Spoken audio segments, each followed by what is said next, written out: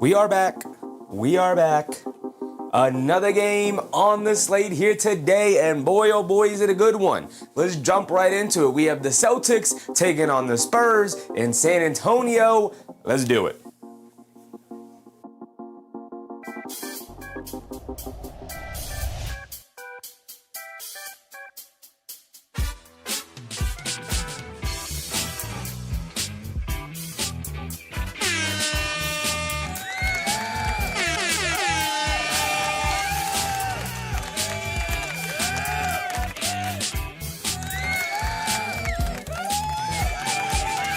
That is right. That is right. We are indeed back in the building.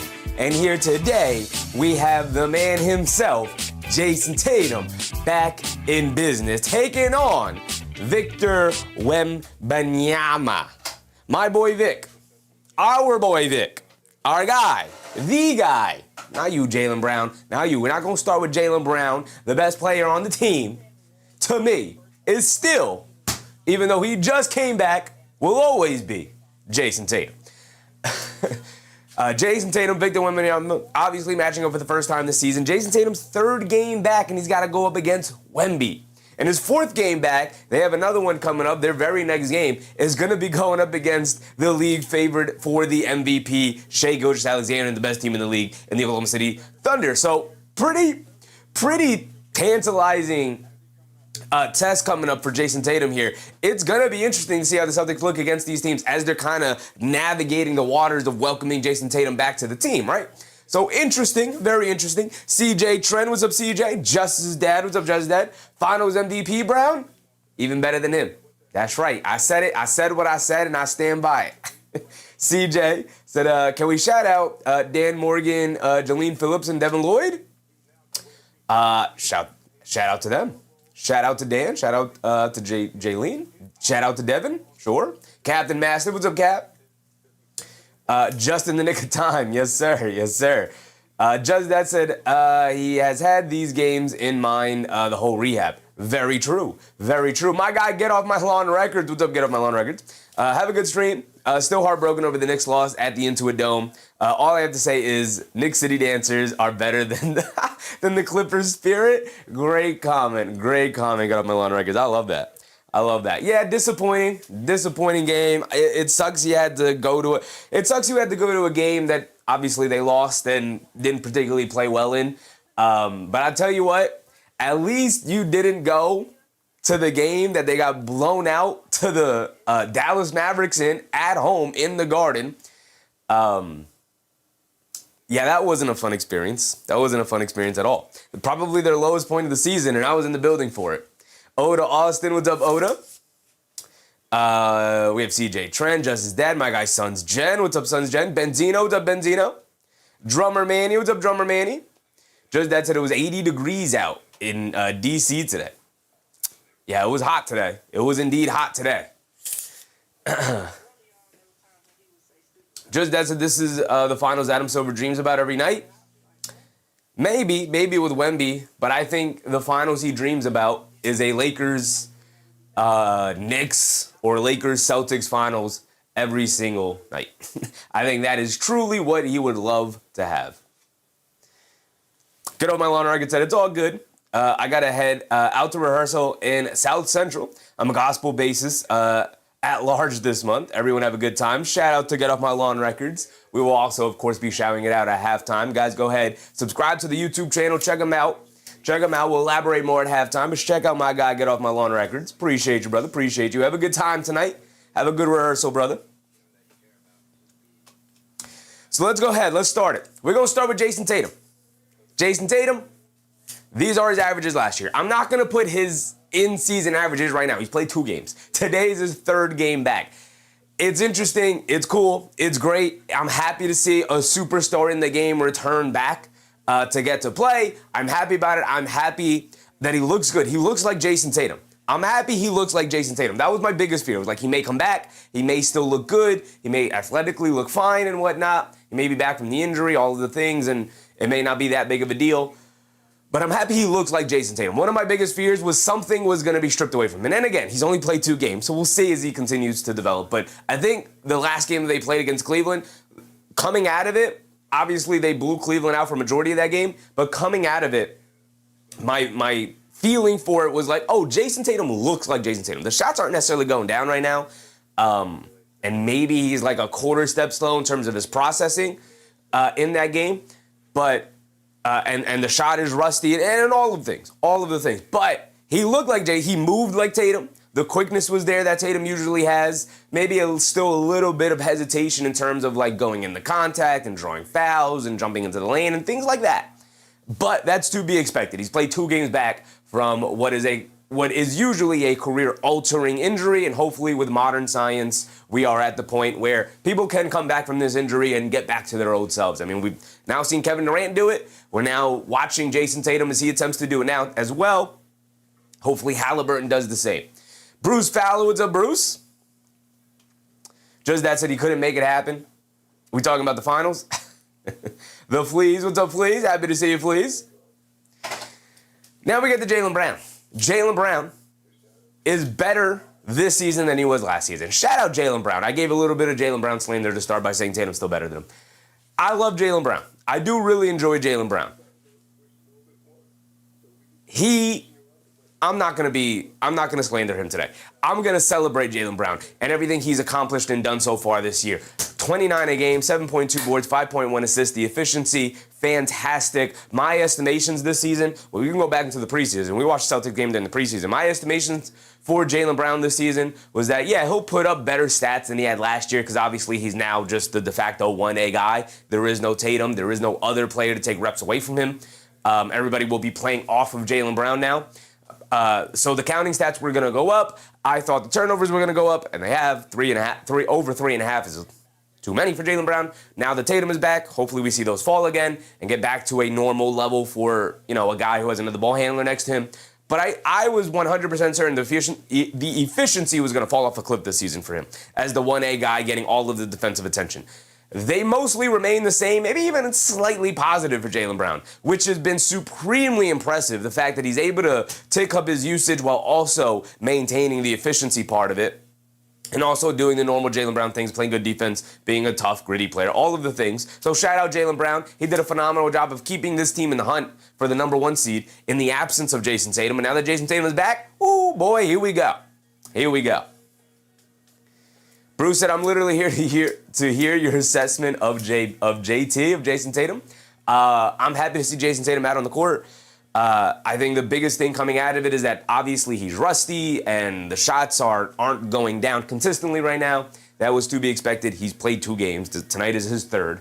But I am so happy that Jayson Tatum looks like Jayson Tatum. He moves like Tatum. He's not hesitant to, dribble, hit a step back, fall on the leg a little bit. The surgically repaired leg. I like the non-hesitation from Jayson Tatum.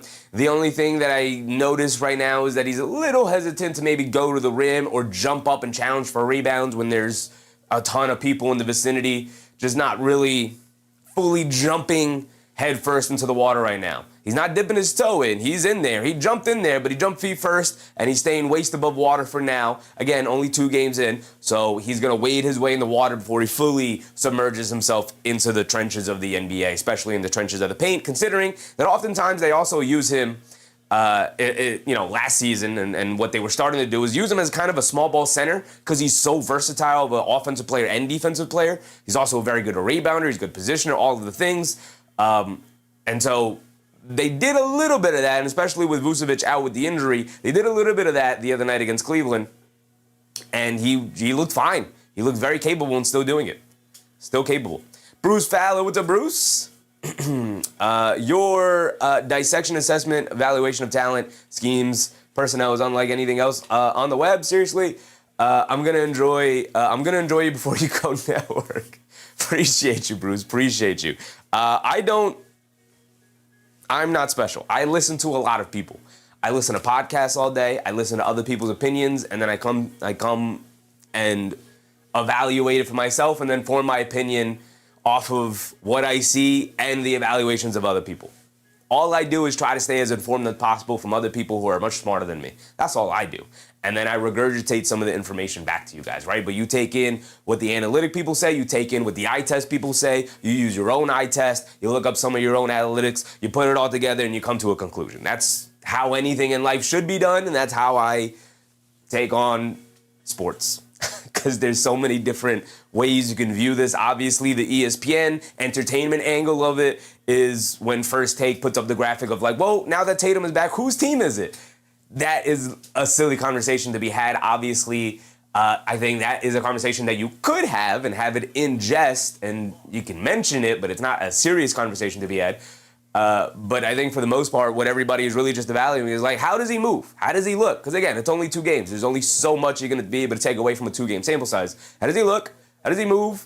How does he explode? Is there any hesitancy in his game? Do you see him thinking, maybe I don't want to attack the basket, I'm going to settle for jump shots? Like, he had a really, really great drive against Evan Mobley, who's a Defensive Player of the Year winner.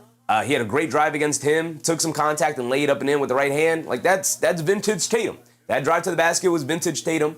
And in his second game back against a high-level defense in the Cavs, it was nice to see him go to that move. Whether he made the layup, but whether he would have made it or missed it, it's nice to see the guy move exactly the way he was moving before the injury. And again, maybe a step slow, maybe the burst isn't exactly there yet, but again, only 2 games back, right? Like I said, he's not dipping his toe in the water. He didn't come out for, 20 minutes. He's playing 25, 28 minutes or so. He's playing a normal rotation. My guy Sons Gen, very generous, upping his membership. Appreciate you. He said, here we go with the modesty. We appreciate you. Appreciate you, brother. Appreciate you. Like I said, all I do is try to stay as informed as possible. That's all I do, right? Some people don't have the luxury of being able to listen to a podcast during work, right? I have the luxury of putting in an earphone and being able to listen to the podcast that other people put out, take in the opinions of other smart people. That's all I do. And then I come to my own conclusions.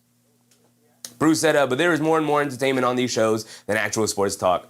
Like you talk. I don't like that Stephen A stuff, 24/7 brain rot. I agree with you. I don't watch First Take. Unfortunately, when I'm scrolling through social media looking for takes from smart people, other people tend to post the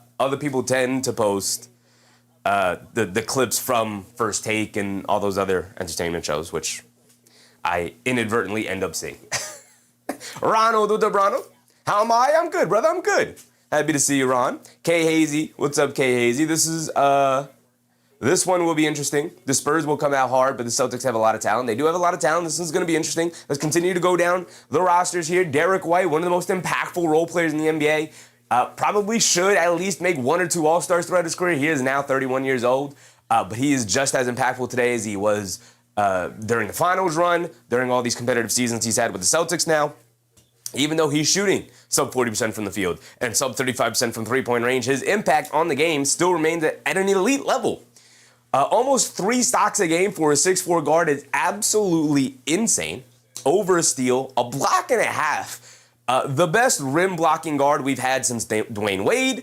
He is absolutely fantastic in terms of just plugging all the holes, right? I use that metaphor all the time of if your team is on a ship and everybody has a job on the ship to make sure the ship runs smoothly, when there are holes that pop up on the ship, which happens to every ship, holes will pop up, problems will occur. How do you figure out those problems? How do you solve those problems, right? Derek White is incredible at going around and finding ways to plug all the holes. He has a million arms. He has a million different ways to I'll plug that hole, I'll move this barrel over here to plug that hole. He just fixes so many problems for you. You have a guy who gets beat consistently out on the perimeter. Derek White can slide down there and protect the rim. If they're going to kick it out and swing it around, Derek White's smart and quick enough to get out and make the extra rotation to get out to a shooter, run him up the line. But he's also a good and smart enough defender and quick enough to slide with people as they're driving it down off the bounce. Like, he's just good at everything. Maybe not great at most things. I think he's a great rim protector. I think he's a great decision maker. I think he's a good shot maker. He's a good ball handler. It's a dang plugger.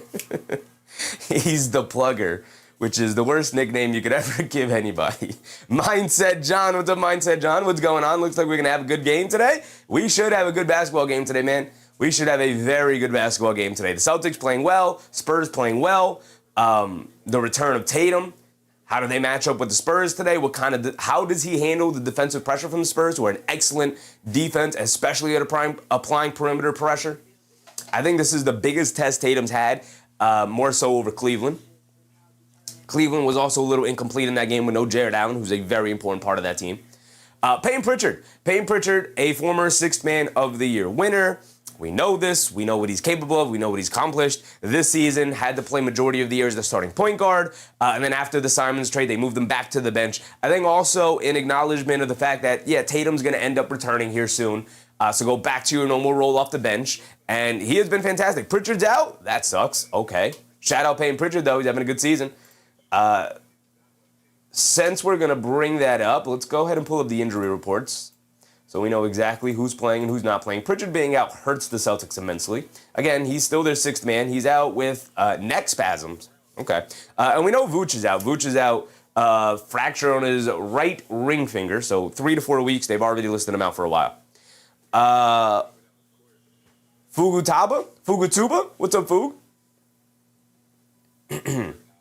Ronald. You hope a Celtics loss? Maybe? Yeah, the hope is a Celtics loss, but I maintain that unless you're battling for the 1 seed, there's no difference between the 2 and the 3. And unless you're battling for a top 4 seed, there really is no difference if you're the 2, 3, or 4.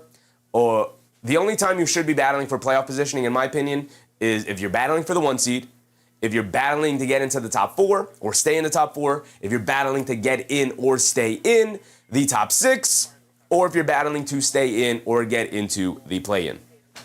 I think that's the only time it matters. I don't think it really matters to battle for the 2 seed if you're the 3 seed, or battle for the 3 seed if you're the 4 seed. I don't think it matters that much, in my opinion. Mostly because if you fancy yourself as a championship contending team, go win a championship. You're going to have to go through great teams anyway. So to me, it doesn't matter like, oh, but you could avoid the Pistons until the conference finals. Why are we avoiding anybody? If you're going to be a champion, go beat them. Go beat them, right? If you win the championship, you're the best team in the league. So if you're the best team in the league, go play whoever you match up with in the playoffs and win it, right? So that's why, obviously top 4, you get home court advantage in the first round at least. Top 1, you get home court advantage throughout the conference. Top 6 gets you in the playoffs without having to play in the play-in. And then obviously, if you want to be in the play-in and get an opportunity to get into the playoffs, that's important too. But that's why it doesn't matter to me if they're the 2, 3, and 4. Obviously, I'd love for them to be the 2. Get the highest seed possible. Why not? But it's not that important to me.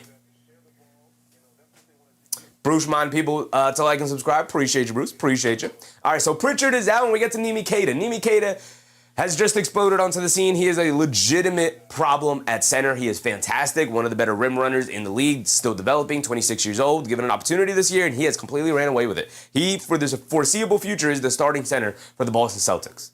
I think he's absolutely fits this team like a glove. He's a great rim protector. He's a great rim runner. He's a great screener. He's a very good rebounder.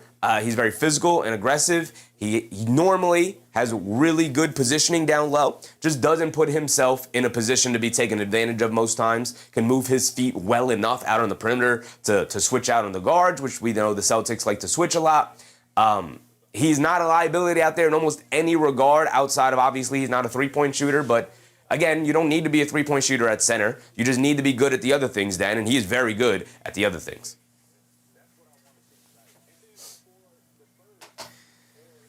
Vooch is out, like we said, out with the hand injury. 3 to 4 weeks. That was March 7th. So, yeah, he's going to be out a while. Probably to the end of the regular season here. He'll maybe come back in the same time around when we expect Deuce McBride to be back.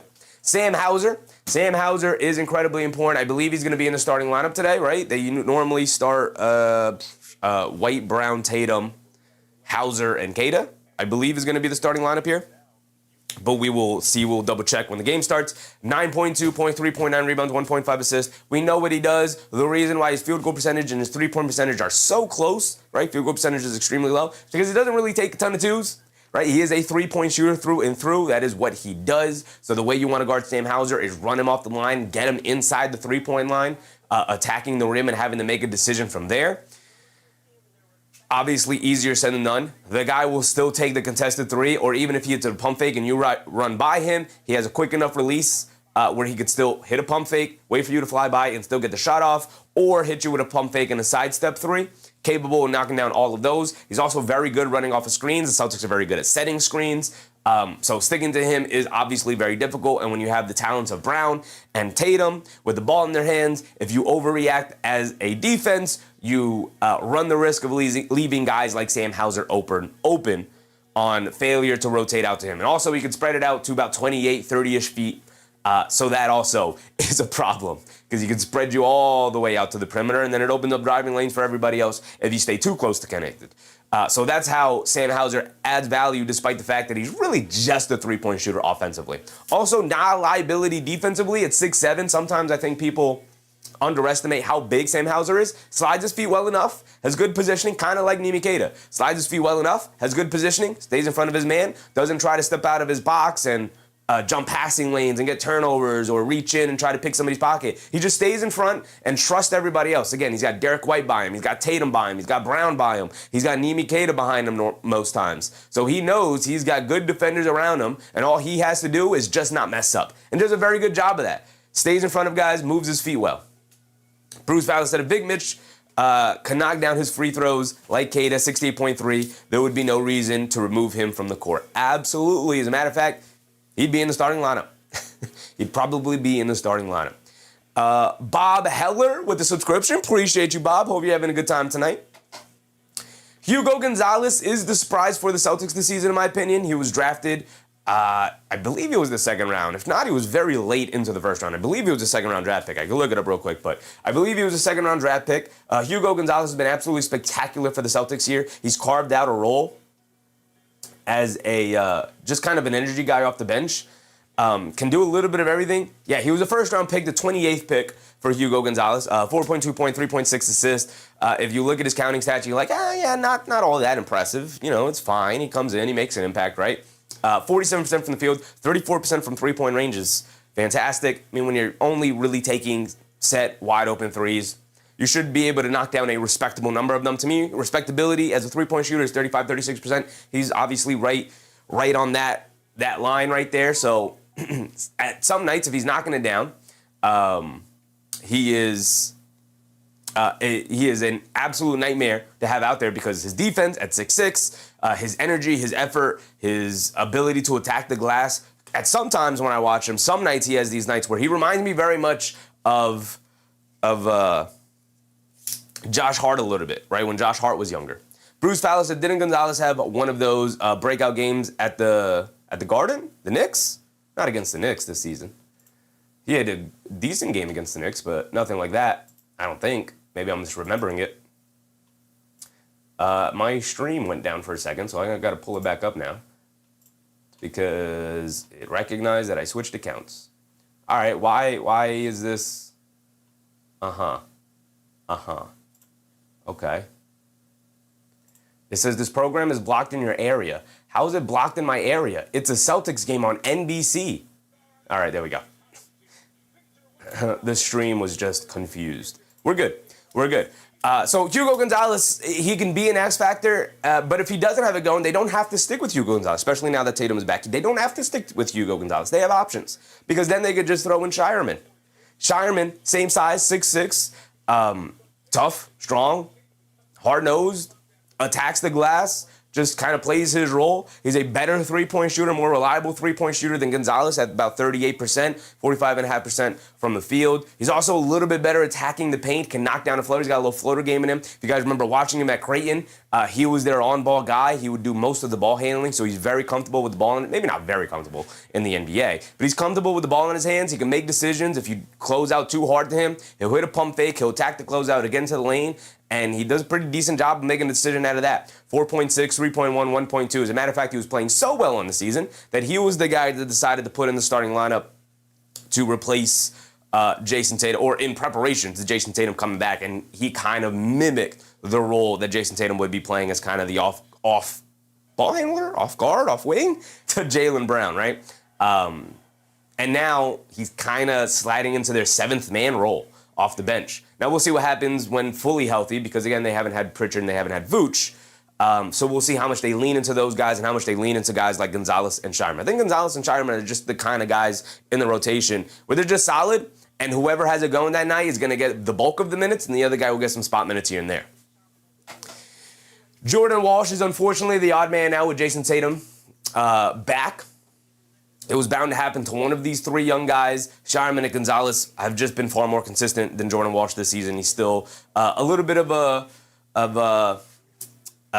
he's still cooking a little. He's still in the oven. He needs a little bit more time in the oven. He's 21 years old. He is a year older than Hugo Gonzalez, who's a rookie, and this is Jordan Walsh's third season. So he's had some time in the NBA. He's still incredibly young. He showed a ton of improvement this season. Shot the three-point shot well enough, 40% on low volume. The defense, especially for a stretch there, the defense was very good. So Jordan Walsh is on its way. We'll see how the Celtics maneuver and go forward. Maybe they combine a couple of these players and go out and get a more reliable bench guy, or these guys just continue to develop the way that they're developing. Who knows? Now we get to the Spurs. And we'll get to Victor Wembanyama. And we've covered more than enough Celtics games. We've covered more than enough Spurs games to really dive any deeper in these guys than we have. But I will say the context will always remain this. As long as Victor Wembanyama is in the league, this will be the context to Vic. It's Wemby. You just pray. You pray he is settling for twos, you pray he's settling for jump shots, you pray he's settling for threes, and that he's not knocking them down, because even if he does settle for those things, he is still more than capable enough of actually knocking those shots down. You pray that he's settling, and you pray that he's missing, right? Now the Celtics have Keita, they don't have Vooch, they have Garza, so they have some size that they could throw at Wembanyama, but again, if you're going to have Luke Garza trying to guard Wemby, it's going to be a tough night. The thing that the Celtics do have that could bother Wembanyama is they could just have their centers play very physically with Wemby and get up under him. We know he doesn't love the physicality. He's working on it. There was a video that came out of him with assistant coaches working on him battling through the physicality in the post and getting good positioning at 10'2" about. Victor Wembanyama does a great job of getting positioning and putting his hand up, or doesn't do a great job of getting positioning, but he does do a great job of putting his hand up, telling his teammates, throw it here, and I'll just go up and get it because I'm 10'2", and nobody else, put it in a spot where nobody else but me can get it, right? And if they body me up and I fall down, the rest will give me the call most times, and not because I am Victor Wembanyama and the future face of the NBA. So, East Bay Verge, what's up, East Bay? Another great game today, another great one. We got some good games on deck here. We get to De'Aaron Fox, who's kind of had an up and down season this year. Still 19 points a game, 3.8 rebounds, 6.2 assists. He started off the year injured. He's now back. Obviously, he's been back for a while. 35% from three, 48% from the field. The counting stats look nice. They look solid. They look good. To me, in the Spurs game that we have covered this year, I've seen some inconsistencies with Fox in terms of when he trying to figure out when to be aggressive with the ball in his hand and when to be more of a pass-first point guard. Now that he's on a very stacked team with talent, as opposed to when he was with Sacramento, now that he's got talent all over the place, obviously we know Wemby is the number one option, so I think he's prioritizing making sure Wemby gets the shots that he wants and he gets the ball wherever he wants it, which is exactly the thing he should be doing. But when Wemby's out of the game, or if Wemby maybe doesn't have it going at that moment, or maybe you just have the matchup advantage, I want to see De'Aaron Fox be a little bit more selfish. Just a little bit, just a smidge. It's a small little nitpick. It's not really that big of a deal. But we've watched games where he has like 4 points in the first half or something like that. And they're like, no, they need you. They need you, the Spurs can be inconsistent with their offense at times, settling for shots at times, especially with their three-point shooters between Vassell, Champagnie, or even a guy like Steph Castle, speaking of. They could be a little inconsistent with their perimeter shooting or just settling for shots that they could definitely get better looks at, especially with a dynamic point guard and ball handler in De'Aaron Fox. But Steph Castle, I think De'Aaron Fox is also like, no, you got to take the next step, which I appreciate from De'Aaron Fox. But Castle gets a ton of on-ball reps, even with Fox's out there. I will say the turnovers are obviously a little bit high. You guys know my bar, 3.5, anything higher. I'm looking at you like you're crazy. Anything over 3, anything between 3 and 3.5, I'm looking at you sideways. He's at 3.3. I tell you this, he was well over 2 for the first part of the season, and it has slowly ticked down. And I also did write down here at some point, or right here, there it is. The return of Fox has helped lower the turnovers. I wrote about that when Fox was out, and he was scheduled to come back soon. Castle was essentially just a lone ball handler out there this season for the Spurs, and he's not a natural point guard. He's more of a 2 guard, more of an off guard who can play point guard. But I think also in the return of De'Aaron Fox, who has obviously helped Castle along in terms of not being the sole ball handler out there and having to make all the decisions, Steph Castle, I think, is also being pushed a little bit by De'Aaron Fox to be like, no, you have to keep the ball in your hands because you're that good. You're that dynamic. The future of this team is Wemby and Castle. If they're going to win a championship, it's going to be off the backs of Victor Wembanyama and Steph Castle and De'Aaron Fox as a third. They want to make that run today. Benzino said Mason Plumlee is finally available. We'll see if he plays Benzino. I got a feeling that they might still stick with Luke Cornett, but we'll see. We'll see. We have had Spurs fans in here talking about how they don't like Luke Cornett. We've had Celtics fans in here talking about how they don't like Luke Cornett. So maybe it's just something I don't see. But we'll see. We will see. We will all collectively see here today together. Bruce Fowler said some physicality seems to affect his game. Absolutely. And there are others that he cuts right through. Detroit cuts right through. Knicks, no can do. Matchups more than physicality, Mitch and OG. Yeah, matchups are very important. I understand people caring about seeding, back to the seeding conversation, caring about seeding in the NBA standings going into the playoffs because of those matchups, trying to avoid matchups that maybe people feel like they will struggle with or whatever the case may be. I just think overall, if you all fancy yourself as a championship team, you shouldn't really be ducking the smoke from any one team, right? Just as long as you stay in the top 4 or stay at 1 or stay in the top 6 or whatever the case may be, right? Whatever you're battling for. So we're getting ready for tip-off soon, so let's run down this as quickly as possible. Devin Vassell is their resident three-point shooter. He's got a little bit of juice to his handle as well, 14.4 points. He is not just a three-point shooter. He can get to the rim and finish a little bit. He more so settles for a couple of mid-range jumpers. He's also a solid defender, 6'5". He's got a nice long wingspan. A little bit smaller than you like him to be at the shooting guard small forward position. Will Castle out there is more of a small forward for them. But he does shoot it well. 38% on pretty high volume is a really nice number for them. He also has a very high release, so it's also nice as an outlet. They can get it to him. He'll fire it up there as no conscience, and you love that. Jay Hammer, what's up, Jay Hammer? Dylan Harper, one of the more impressive rookie seasons this year. I think he's solidly in 4th behind Knipple, Flagg, Edgecombe, and Harper. I'd put at 4. He comes off the bench again. De'Aaron Fox, they have so many guards, and I think the future is eventually Castle and Harper, and a little bit less so of De'Aaron Fox. Again, maybe they just keep him, and they keep Dylan Harper coming off the bench, who knows. But my goodness, are the Spurs absolutely stacked with guards now to play alongside Wemby for their foreseeable future. Harrison Barnes is kind of out of the rotation right now. He doesn't, and also let me bring up the Spurs injury report. I have it right here. He also, he started off the year insanely hot from three-point range, was in the starting lineup, and has slowly but surely dropped his three-point shooting. Ben, what's up, Ben? Ahmed, what's up, Ahmed? He's now down to about 37%, which is obviously not very good. In comparison to where he was earlier in the year at about 44%. Barnes is out anyway. He's not playing today. So it doesn't even really matter whether he's in the rotation or not because he is not available to play. Anyway, Keldon Johnson is a bowling ball coming into the game. He's also an elite hustle guy. He is their version of Josh Hart, if you know, for the fellow Knicks fans in the chat. He is the Josh Hart of the San Antonio Spurs, except he's a 38% three-point shooter, and he doesn't even really hesitate to shoot the three, right? You can't leave him open because he'll knock that thing down. He'll shoot it. Shoots at 38% on, middling volume. He's not looking to shoot the three. He doesn't always want to shoot the three. He really wants to get downhill, get to the rim, either get fouled or finish through contact at the rim. 5.6 rebounds off the bench for a 6'5 wing is actually really nice for Keldon Johnson, and I wish Josh Hart would take his cues from KJ. Eric C., what's up, Eric? Casual Tuesday, I see. Casual Tuesday. Just a regular white shirt. Nothing crazy. Don't even want the tie on. Didn't want to throw the tie on. So, I thought about coming out in something even more casual, but I was like, nah, it's a national TV game. We got to dress up a little bit. Just a little bit. Just throw something simple on, right? So we got the black and white going on. Luke Cornett, again, I talked about it a little bit, but he is a backup center. At one point, I considered him one of the better backup centers out there. Probably no longer really consider him that. He's good, not great. He can be good.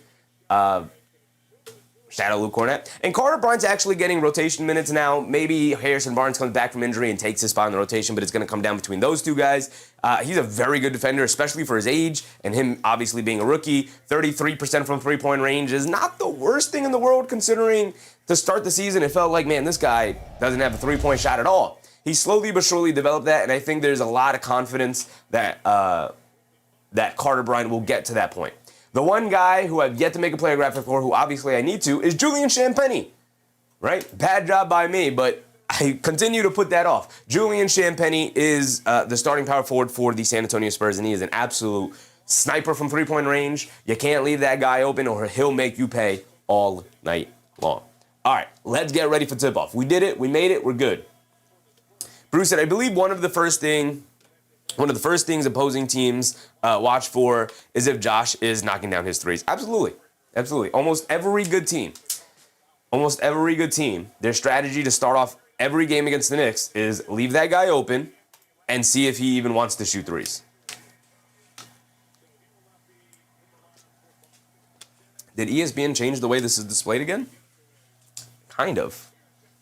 All right, here we go. We're into it. Spurs win the tip. Down the lane, floater for Vassell. Can't get it to go. Battle for the rebound. Keita has it. I'll clean this up in a second. I don't love the way this is looking right now. We'll clean it up in a second. They get it over to Derek White. Derek White gets it over to Brown.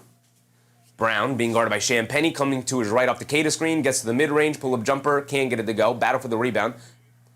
Knocked out of bounds by Keita. Wemby trying to box him out. Keita getting his hand on it, but it's out of bounds off of Keita.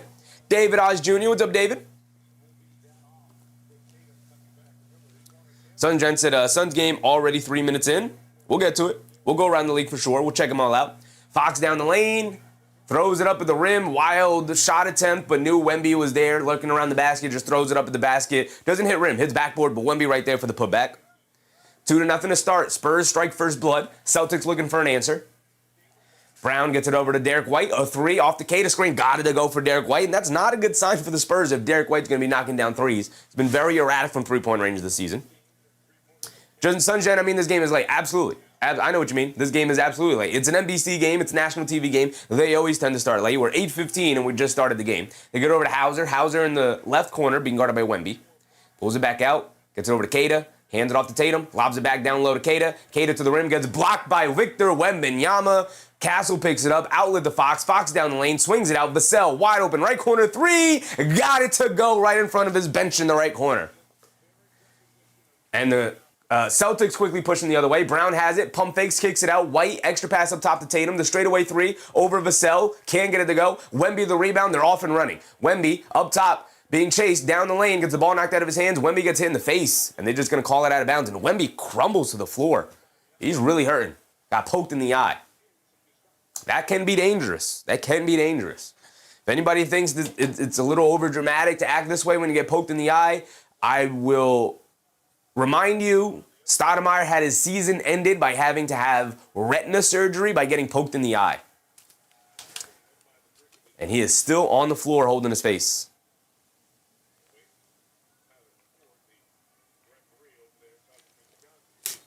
Now he gets up to his 2 feet, and he seems all right. He's going to remain in the game. Got absolute... Oh, my goodness. How is that not a foul? Hauser came up to try and swipe the ball. He misses the ball, and he's just... Oh, he obliterates... to see the recoil in slow motion on Wemby's face as Hauser just kind of mushes him as Hauser swipes up for the ball. Nothing malicious, obviously, but smacks him right in the face. We're going to get a little timeout here, and they're going to clean him up over on the bench. Wemby with a little chuckle, so he seems fine. All right, that's good. Bruce Fallis said, can you challenge a no call? Nope. Nope. Can't. That's the unfortunate thing, right?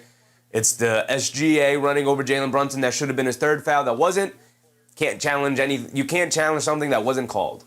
They called it out of bounds, so I guess they could challenge the out of bounds call, right? You could challenge the out of bounds call and ask for, and, you know, essentially ask for the,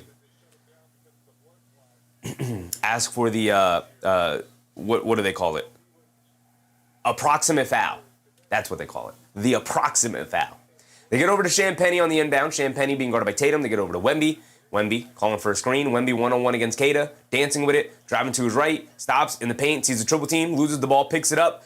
Cross-court pass to Champagnie. Left corner three over Tatum. Comes up well short. Good closeout from Tatum. Champagnie had to think about it just for a split second. Here comes Brown pushing it the other way. A step-back jumper over Fox. Can't get it to go. Here comes Castle. Brown has been knocking down that shot all season long. Castle up top, coming to his left off the Wemby screen, gets into the paint, kicks it in the corner to Fox. He pump fakes, driving to his left, down the lane, stop, spin, fall-away jumper over Hauser. Got it to go for De'Aaron Fox. Smooth move there, 7-3 now. 9:30 to go. White gets it over to Tatum, being guarded by Vassell. Swings through to his right off the Keita screen, pull-up three for Jayson Tatum, off the back rim, long rebound, and Vassell would pick it up and draws the foul on Brown. Celtics doing a little bit of reaching here to start the game. Brown just kind of, as Vassell snags the ball, Brown just kind of reaches his hand back and makes contact with Vassell's face. The Celtics just slapping people in the face to start. None of it malicious, none of it purposeful, but it's the second time already. We're 3 minutes into the game that a Spurs has been slapped in the face. Fox down the lane, splits the defense, and knocks down the floater in the paint. Now it's 9-3. The only basket so far for the Celtics was the three from Derek White. See if they can get anything going here. They hand it off to Hauser. They've had decent looks. Hauser off the handoff, puts up the straightaway three. He can't get it off the back of the rim. We know the Celtics can be very three-point happy. Here comes Fox on the left wing. In the corner, crosses over on Tatum, tries to cross over to his right and gets the ball knocked out of bounds off of Tatum's foot. So it'll stay here with the Spurs. JP Drums. What's up, JP? Good commentary. Appreciate your streams, man. Appreciate you, JP. Very generous of you with a super chat. My goodness, JP. Thank you for that, man. Very generous of you. Chaos Kid. What's up, Chaos Kid? Cheating on the Knicks? Brother, we've been live all season long. Speaking of, Castle goes to the rim and gets the layup to go. My goodness. Spurs off to an 11-3 start. 8-point lead already for the San Antonio Spurs. White up top. Gets it over to Garza, who's now in the game for Keita. They hand it off to Brown. Brown slinging it back to his right hand. They get it out to White. White across the lane in the paint. They kick it out Garza. They're going to leave him wide open from three. And he makes them pay by knocking it down. It's Steph Castle.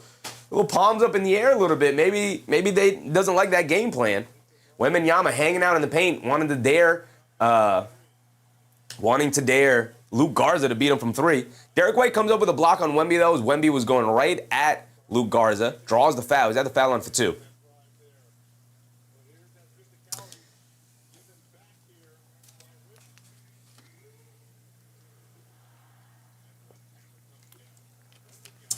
So Wemby, his first two free throws of the night. David Osh Jr. said 39 turnovers, 2 LA games. I'll tell you this, David. I didn't mention it the other night because I completely forgot. They did have a couple of days. In LA, and it was indeed Josh Hart's birthday the other day. They are adults. They are very good friends. I'm sure they had a good time out in LA after a brutal New York winter. It is not I'm not excusing that, right? Their play with that, as Wemby splits the free throws, rattles out the second one's very close. But you know, they are adults. They are human beings. I'm sure they had a good time. A couple of them definitely played a little hungover, I'll tell you that. Whether they were or they weren't, it definitely felt like a couple of them were playing hungover. They get over to Brown up top, being guarded by Champagnie, dancing with it against Champagnie, goes to the rim and gets the layup to go over Victor Wembanyama. Whew, that's a tough move from Jaylen Brown. Hung in the air for a split second to avoid the shot block. Champagnie dribbles it off his own leg. Brown picks it up, driving it down, pulls it out, kicks it out. Derek White wide open, right wing three, got it to go, and it's back to a 1-point game. The Celtics right back into it. 12-11, 7:30 to go here. Fox bringing it down, blows past Brown to get it out to Castle, who pump fakes. Castle has it up top, dancing with it. Tries to spin off of Brown. Brown knocks the ball out of his hands. And now here come the Celtics, defense leading the offense. Tatum tries to kick it to the corner. He saw Wemby in the paint. He said, who can I pass it to? Said, I'm not ready to attack Wemby in the paint tonight. It's my third game. Tried to kick it out to Hauser. Gets knocked out of bounds by the Spurs. Hauser was not open. Bruce Fowler said, we split with both LA teams. I'll take that. Yeah, they split them. They split the games. They won both of the games in New York, and they lose both of the games in LA. Okay. Not the greatest outcome, but not a bad outcome. You split them. That's fine. That's fine. Don't get swept by any. Well, they already got swept by the Pistons, so never mind. Doesn't even matter. Don't get swept by anybody other than the Pistons, I guess. Derek White gets it into Brown. Brown pump fakes, gets it over to Garza, hands it back off to Brown. Brown being chased by Castle. Swings through to his left. He sees a double team. Kicks it out to Hauser. Hauser on the right wing. Gets back to Brown as Wemby switched on to Hauser. Brown's going to dance with it. Crosses over to his left. Step back. Fall away. Long two over Castle. Excellent defense. Better offense from Jaylen Brown. He missed his first two middies, but he got that one to go. And the Celtics have taken a 1-point lead. Battled right back after the slow start, and they're back into it. Harper being guarded by Derek White. Crossing over to his right. Kicks it out to Vassell. Vassell the three. Vassell comes up short. Bouncing on the rim a couple of times, though. Can't keep it in, though. And Castle chases down the loose ball. After Brown couldn't pick it up. And Wemby throws it to nobody. He's wondering where his offensive guys were. Bad pass from Wemby, though. Threw it to nobody. He expected somebody to be there. And maybe somebody should have been there. But either way, you can't throw it to nobody. Suns Gen said, beat you twice? Did we really lose twice to the Suns? You going to make me remember that, Suns Gen? Really? So the Knicks got swept by the Suns, huh? Okay. You got it. You got it, Suns Gen. You got it. David Osh Jr. said, 39 turnovers, 2 games. Yes, we talked about that. Again, not gonna. I can't use it as an excuse, obviously, but they are humans. It was Josh Hart's birthday. They're in LA after a brutal New York winter. A couple of them, like I said, no accusations. Well, some of them played like they were a little hungover, just half second slow. The jump shot was not going down. You telling me Jose Alvarado maybe didn't celebrate a little too much with a very good friend he's reunited with in New York after striking the friendship up in New Orleans when they played together? I'm just saying. You think that a team full of NBA players hung out in their hotel rooms while they had 3 or 4 days out in LA with the back-to-back situation happening? Think they hung out in their hotel rooms while one of their teammates' birthday was going on? Just saying. Again, no excuse. It's not an excuse. It shouldn't have happened. Should definitely at least won one of those games. Don't lose 2 in a row. But I'm just saying, sometimes things happen. You telling me you never worked with somebody who went to the game and you could clearly tell they was out all night? Amado said, what's our record against Boston? I believe we're 2-1 against Boston. I believe they're 2-1 against Boston. We have a timeout. So real quick before I check that, we can go around the league. 76ers taking on the Grizzlies. No Tyrese Maxey for a couple of weeks. Benzino said, do they room together in hotels? Some of them do. Some of the younger players do, I think. Or maybe not. I don't know how that works, actually. I don't know. I assume sometimes, depending on the hotels, depending on the availability of the rooms that are available to you, right? Sometimes some people can room. Suns Gen said, no, I saw Knicks lose about every game they play in California. They might, Suns Gen, right? They have the Warriors coming up. They played the Kings already in Sacramento, but they have a Warriors game coming up. So they have a Golden State game coming up. So it could get ugly. Pistons in a rematch against the Nets, trying to avenge that blowout loss. The Wizards taking on the Heat, and the Heat have been playing excellent basketball as of late. They're 36-29 now. 7 games over 500.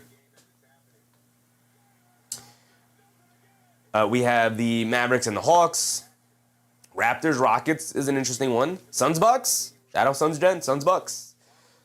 And obviously our Spurs, Celtics coverage here tonight. Later on tonight, we have Bulls, Warriors, and then Hornets, Blazers, Pacers. We got a lot of games on the docket tonight. My goodness. And then we're going to end the night Timberwolves versus Lakers on the national TV game. And you guys know how I feel about, you guys know how I feel about the Lakers stuff. Suns Gen said, I strongly dislike that. Oh, brother, you and me both. It would be a disastrous West Coast road trip if they get smacked around across California. Would be absolutely disastrous. Brown down the lane. Can't get the lay to go against Cornet. No foul call. Keldon Johnson with the rebound, then gets fouled by Queta. Bruce Fowler said, how many road trips do you look forward to as a pro athlete? Detroit, Cleveland, San Antonio? Maybe not. Maybe not. LA? I'm making plans. They are humans. They are human beings who like to have a good time. I'm sure they wanted to go out there and have a good time while in LA. Their only trip to LA, right? Because they're playing both of the LA games in the back-to-back there. They get over to Castle. Castle knocks down to 3, gives the Spurs a 2-point lead. All right, let's get back into our game. Brown down the lane to get it over to Shireman, who's now in. Shireman in the left corner, being guarded by Castle. Shireman with the pass fakes, pulls it out. Castle, obviously a very good defender. Castle knocks the ball out of his hands, but a foul is called. With only, I think there was 11 seconds. I thought maybe it was 1.1. I think there was only 11 seconds. Sons Gen said Arizona is a trap too. Warm weather in clubs. Yeah, especially, majority of the season, especially the early season, is obviously played during the colder months. So as an East Coast team in a colder climate, finally getting an opportunity to go out to Arizona or California or whatever the case may be. White leans in trying to draw the foul. He does? Late foul call? I think a late foul call. Derek White going to go to the foul line for 2 free throws. Draws the foul on the rookie Harper. Don't love that foul call with Derek White jumping into the defender there. Ozahar with the Bozahar. Bray, what's up, Bray? But I think sometimes we overlook the human aspect of, hey, man, as a New York-based team, we get to go out to LA after a really, grueling winter. Again, I can't use it as an excuse as to why they lost, but looking at the way they shot, seems like they were enjoying that California sun. Just a little bit too much, maybe. It's the only way I could rationalize how poorly they shot. White knocks down his first free throw. He's got another one coming.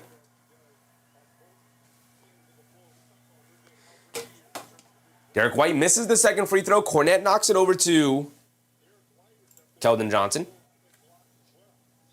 It's going to have to stay like this.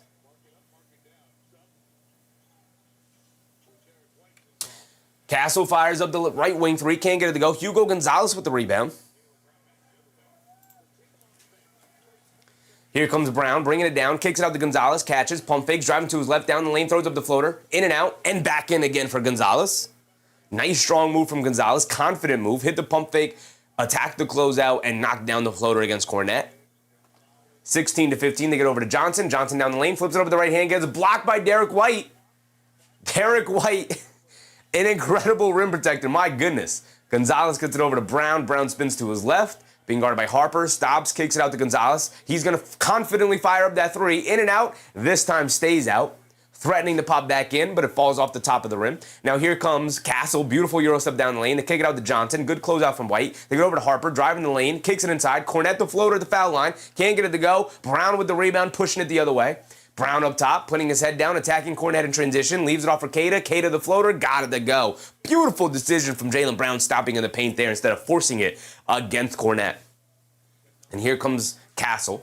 Castle up top. Coming to his left off a Cornet screen, putting his head down, attacking, and draws the foul. And it's side out of bounds. I don't believe they're in the bonus here. 4:22 to go. Forgot to hit the start button on the timer. My apologies. Benzino said, interesting insight. I'm just saying, it's not an excuse. You got to show up and do your job. But you guys ain't never went to work. And you could clearly tell when your maybe it was you. Maybe you were the coworker. But you could clearly tell that somebody had a really good weekend on Monday, right? You walk into Monday, you're like, oh, that guy had a good weekend, right? They're just a little slow. Maybe they get a little tired halfway through the day. And you're like, hey, man, that guy's just trying to survive the game. It felt like the Knicks out for those 2 California games were like, man, we just got to survive these games. And they didn't. They didn't. They got absolutely roasted.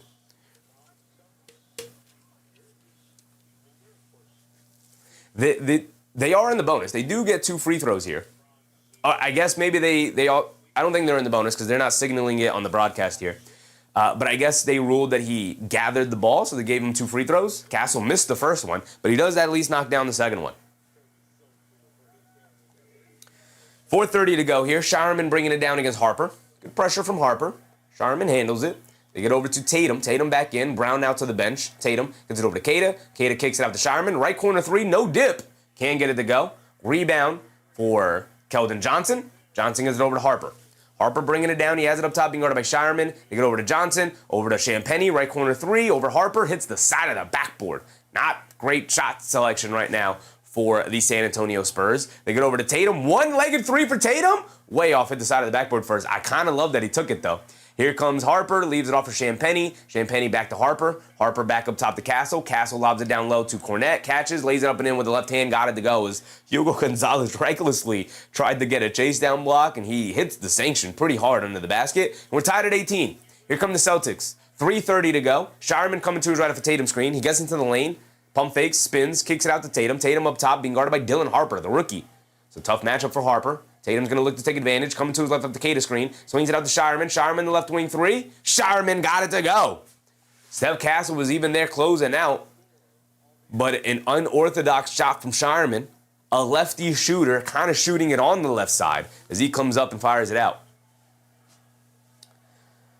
Castle up top, attacking to his right. Crosses over to his left. Mid-range pull-up jumper over Ron Harper. Just noticing the Harper brothers are on the court together. Tatum gets the ball knocked out of his hands, but a foul is called. And if that's Castle, that's his second. That's 2 fouls on Steph Castle. 6 points, 4 boards, 2 assists, and 2 fouls. All right, let's see if we could fix this now. 2:48 to go exactly. We'll let our timer tick down.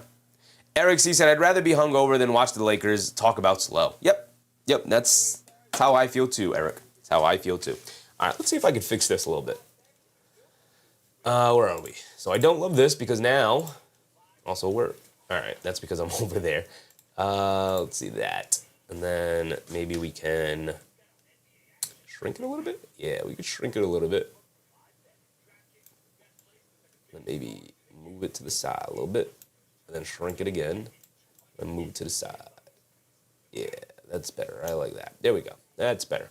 And we can see everybody. And we could see the fouls as well. Also, we could shift it up a little bit like this. And now we can see it all.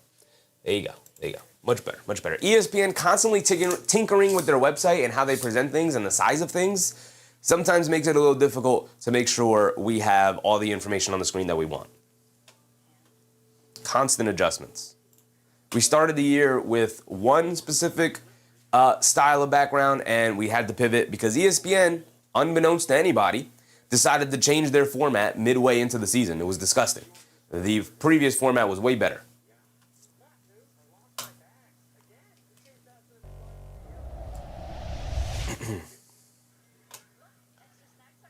The Pistons have built up a 22-point lead over the Brooklyn Nets, 53-31. The defense is locked in.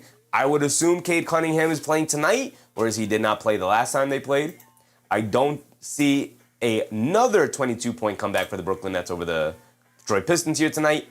And Cade Cunningham is indeed playing. 7 for 7 from the field. They got nobody who could guard him. 17 and 5. Jaylen Duren 5 for 5. Okay, so their 2 stars are 13 for 13 from the floor here tonight. They mean business. They want to give some revenge back to the Brooklyn Nets after an embarrassing loss to them. Tobias Harris, a 1 for 5 performance, though. Shout out to Tobias Harris. Not getting much production out of anybody else. 1 for 4 for Stewart, 1 for 5 for Holland, 1 for 4 for Herter, 1 for 2 for Dennis Jenkins. So not a ton of production out of anybody else right now. But you are getting Cunningham and Duren just dominating the game. How glorious would it be, though? JPK Russia? What's up, JP? Nets suck, to be honest. They do indeed. 17 and 47. 17 and 47. Wizards Heat should obviously dominate this game. They're only up 14, but 14-point lead nonetheless. Nice lead for Miami, who had a 40-point first quarter. My goodness, they were hooping. My goodness, 40-point first quarter. 40-point first quarter for the Hawks. All right, so everybody's getting 40-point quarters like candy. That's what's happening? That's what happened. Knicks, you better come out against the Utah Jazz and get a 40-point quarter. I'll tell you that. Raptors, Rockets locked at 29 here. Suns with a 7-point lead over the Bucks. You love to see it. And then obviously we have our Celtics Spurs matchup here tonight. and we went over the later slate as well. Here we go. Tatum up top, in and out, to his right, to the rim, gets the layup to go for Jayson Tatum. It's a nice drive right there. Vintage Tatum, in and out dribble to the rim, gets the layup to go over the shot blocker and Kornet. Harper gets it over to Kornet. Kornet leaves it off for Johnson. Johnson up top, down the lane, throws a high floater. Got it to go for Keldon Johnson. Nice finish in the paint against Keita. Takes a bump and hits the floor. But here come the Celtics quickly pushing it the other way. Shireman in the lane, leaves it off for Keita. Tatum coming to his left. The pull-up three for Tatum. Got it to go for Jayson Tatum. And there he goes, knocking down the three. Here come the Spurs bringing it down. They're down by 6, 26-20. Celtics, after a pretty slow start, gone right back into things. Harper settles for the mid-range jumper, in and out, and in again for Dylan Harper. Disappointed the Harper bros aren't guarding each other, I'm not going to lie. Ron Harper out of the left corner, he said, anything you can do, I can do better, little bro. Ron Harper, the older brother to Dylan Harper, obviously sons of Ron Harper Sr. They get over to Keldon Johnson to his right, down the lane, takes a bump, flips up at the rim, can't get it to go. Johnson confused as to where his foul call was, but here come the Celtics. Shireman, pass fake, gets it over to Tatum. Tatum feeling it a little bit right now. Tatum on the right wing, spins to his right, stops, dancing with it. He's got Harper in the post, spins off of him, fall away long two, hit the top of the backboard, and Kornet secures the rebound after Keldon Johnson fall forward. They get over to Fox, bringing it down on the right wing. Fox being guarded by, I believe that's Gonzalez. Yeah, being guarded by Gonzalez. Down the lane off the Kornet screen in the paint. Flips it up at the rim. Kornet can't get the putback, but gets fouled. And then gets hit in the face. These Celtics, man. These Celtics, I'm on the verge of calling them a little dirty right now. If not dirty, definitely reckless. With the way they're slapping at the ball right now. How many times they can hit a guy in the face? That one is very inadvertent by Shireman. He makes contact with the ball and then slips away from the ball and hits Kornet in the face. But that's the third time. That's the third time. Reggie Pugh, what's up, Reggie? Bam had over 30 first quarter? Over 30 first quarter? Bam had over 30 first quarter? You better be talking about PRA and not points. Bam's got 30 points in the first quarter. What? What? What's up, Muhammad? What? Reggie, Muhammad, what? Tell me you're lying. Points? Tell me you're lying. 30-point first quarter? I'm pretty sure who has the record? Doesn't Kevin Love have the record at 37 or something? I know Clay's up there, I think, at 34 or something. Maybe no. I think Kevin Love had like 33 or 34, and Thompson has the record at 37, I believe is how that is. But 30-point first quarter. Who are they playing again? The Wizards? What? Bam? Adebayo? They knocked down both free throws, by the way, and then the Celtics knocked down the lay. I'm sorry, my brain was frazzled by 31st quarter points by Bam. Fox gets into the lane and knocks down a floater. Okay, let's get back into our game. We got 40 seconds to go before we get to the end of the quarter here. We'll immediately go over to the Heat box score and check it out. They get over to Tatum up top, being guarded by the rookie Bryant. He blows right past him to the rim. Lefty layup, gets blocked by Kornet, but a foul is called, and Tatum will go to the foul line for 2. As everybody on the Celtics steps up to help Tatum up off the floor. Reggie said, and I just joined you. Bam hit 6 threes. Bam Adebayo. We're all talking about the same Bam, right? On the Miami Heat. Last name Adebayo. He hit 6 threes and went up for 30 points in the first quarter? I think the Celtics are going to use a challenge here. All right, perfect. So we have 30 seconds to go. Let's go check out this box score.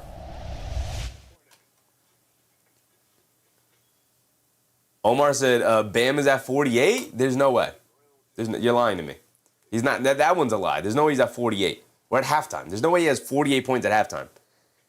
He's challenging Wilt if he has 48. I'm going to look at the box score. All right? If you're lying to me, Omar, I'm going to be upset. What's up, Omar? If you're lying to me, Omar, I'm going to be upset. I've had 2 people tell me he's had 30, so I can believe that. PRA 40, 48. There you go, Omar. Appreciate you. Said Bam might get 80. Let's check the box score. He had 30 in the first quarter. What does he have right now? All right, we start off with the Wizards. Good. Let's slowly reveal it.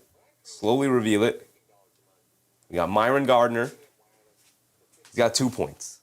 They have 76 first half points. They had 40 first quarter points. You tell me he scored 30 of their 40? My goodness. DRT. What's up, DRT? Is Wemby out? He is not out. He's indeed playing. Okay. Okay, let me get out of the way. Let me stand all the way in the corner over here. Let's go down one more. Bam. 43 first half points. He's on pace to beat Kobe 81. He's technically on pace to beat 81. He's on pace for 86 points. There's no way. There's no way. There's no way. Tatum smokes the layup. There's no foul on Cornette there. I don't see a foul. Doesn't touch him. Misses him. You got 43. 13 for 24. He's taking 24 shots at that. I love that. I love that. And he's 5 for 11 from 3. It's not like he's like a perfect. He had 5 threes. They must have taken one away on a long 2 or something. It's not. You know why I love this? This is one of the best stat lines I think I've ever seen in my entire life. He's taking 14 free throws. All right, that's where all the points are coming from. He's taking 14 free throws in the first half. Either Wizards are hacking and whacking away, or it's a terrible whistle out there. Probably a mixture of both. 43 points in the first half is insane. I'm pretty sure his career high is like 46 or something. So for him to have 43 in the first half is insane. My mind is blown. We are watching the wrong game, folks. Wembanyama, who? We should be tuned into Bam Adebayo. Bam is going crazy. Bam might be taking a little bit of a leap here. He might, as my timer tick down. Bam might be taking a little bit of a leap here. My goodness. My goodness. What is going on? What is going on? Fox has it up top. 24 seconds to go. There's about a 9-second difference between game clock and shot clock. My timer ran out. I apologize. I was too busy going over Bam's box score. It blew my mind. They kick it out to Carter Bryant for a 3, and look at the rookie get it going from 3. Doing his best Bam Adebayo impression, I'll tell you that. Here comes Tatum bringing it down against Carter Bryant. 7 seconds to go. Tatum slowly walking it past the half-court line, coming to his left of the screen, throws up another pull-up 3. Way off on that one again. Fight for the rebound. Knocked out of bounds by Kata. It's going to go back to the Spurs with 1.5 on the clock remaining. Fox leaves it off for Harper. Harper, throw up the three-quarters court heave. Comes up short. All right. Kevin Heath, what's up, Kev? Even I had to comment for that one. Bam's going crazy, Kev. Bam's going crazy. JP, Adebayo should do that Curry night celebration when the game is over. Now he got to come up with something fresh. Curry ain't never had 4. Maybe he did. I can't remember. I shouldn't say that so definitively. Curry never had a 43-point first half. Maybe he did. I can't remember. I doubt it, though, because this is not normal. 43 points in the first half is not normal. Look at this box. First of all, he's taking 24 shots. Let's diagnose it again. Let's break it down. The Celtics Spurs takes a backseat to Bam right now. 13 for 24 from the field, 5 for 11 from three-point range, 12 for 14 from the foul line. Insane stat line. He needs to remain at 0 assists. Don't pass the ball, Bam. I don't care if they're triple teaming you. Keep shooting that thing. It's the Wizards. Don't even worry about a win-loss right now. They're in a battle for a play. Maybe you got to worry a little bit. Keep shooting that. I need Bam Adebayo 40-plus shot attempts tonight. 40. Get up to 40 shots. He's already taken 24. He's more than halfway there. I love nights like this from basketball players where clearly they're feeling it. Listen, this isn't even like a ridiculous stat line in the sense of like, oh man, clearly he's just on fire. For Bam Adebayo, he is. Like for his standards, yes, because obviously he's not a three-point shooter. He took 11 threes in the first half. Either they are leaving him butt naked wide open. Joel Palin, what's up, Joel? Joel is here. Yes, he is. What's up, Joel? Clearly he's feeling it because 11 first half threes for Bam is insane. Forget wish. We have the capabilities. We have the technology. I'm going to throw the Heat game up over here. I know we're at halftime, but I'm going to set it up. We're going to throw the Heat game up over here. And we're going to keep an eye on Bam's night. 43 in the first half. This is fun. This is why you have League Pass. This is why you have a League Pass subscription. And they're showing me Suns Bucks right away. Ain't nobody no concern about no Suns Bucks. First of all, we got Celtics Spurs on. And we have Bam going crazy. You think I'm concerned about Suns Bucks right now? Where are they? Where are we? Here we go. Got it. Boom. We're going to throw it up here. Going to throw it up. Obviously, I'm going to mute it. We're going to have this game up on the side. And we just going to keep track of it. Keep our eye on it. Bam's going crazy. We got to keep an eye on it. Back to this box score. Davion Mitchell's taking 6 shots. Pell Larson's taking 5. Oh, no Norman Powell. No Tyler Hero. Bam Adebayo looked himself in the mirror and he said, it's Bam's time. He said, all right, I'm going to be out there with Myron Gardner, Davion Mitchell, Pell Larson, and Kaspers Jakuchonis. I like a lot of these players. But I'm going to be out there with these dudes. Oh, I'm getting my shots tonight. Because again, it's not like he's killing. It's not like he's like 20 or 24 and he just couldn't miss and he's on fire. It's not like he's, 8 for 10 from the three-point line. He's 5 for 11. He's under 50% from the three-point line. It's not like he's lighting it up. For Bam Adebayo standards, he is. 5 for 11 is good. Very good. High 40s with the percentage. But my goodness, I can't get over this. I can't get over it. I got it up on the second monitor. We're going to keep an eye on it. We got to get back to our Celtics Spurs coverage, though. Wemby's back on the court. Show me something, Wemby. Show me, because right now, Bam Adebayo is saying, I'm the guy tonight. Not Wemby. Not this matchup. Here we go. It is a 2-point game. They get it into to Garza, They get it back out to Tatum. Coming to his left of the screen. They swing it out to Harper. Swings it over to Hauser. Right corner three over Wemby. Got it to go for Sam Hauser. And just like that, it's back up to 5. Here comes Dylan Harper. Harper up top being guarded by Derek White. Harper crosses over to his left on White, kicks it out to Carter Bryant, wide open right corner three. They're going to dare the kid to shoot it, and he's going to oblige and knock it down from 3. I love to see it, Carter Bryant. I love to see it. They get it over to Tatum, coming to his right, pulls it out. He's being guarded by Wemby. I don't know if Tatum wants these problems. He does. He fires at the 3 over him. Can't get it to go. Would have popped off for a 3 over Wemby. Here comes Harper bringing it down the other way. Up top, gets it over to Bryant, swings it over to Champagnie, back to Bryant. Bryant hands it off to Harper. Harper coming to his left, now coming to his right, dancing with it against Hauser. Get it back to Carter Bryant, right corner 3, just hit 2 from there. Can't get the third one to go. Here comes Derek White bringing it down. White hit ahead to Hauser. Hauser pass fake, back up top to White, pump fakes, inside pass to Garza, gets fouled by Harper on the mismatch. Out on the pass. Kevin said his points line, 57.5 right now. Sounds like Vegas cash grab.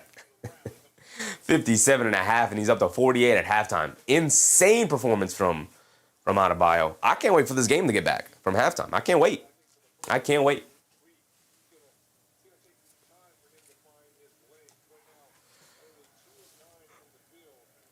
They get it over to White. White up top, being guarded by Fox. Coming to his right, spins to his left. Down the lane, against Champagnie, gets the layup to go with the right hand.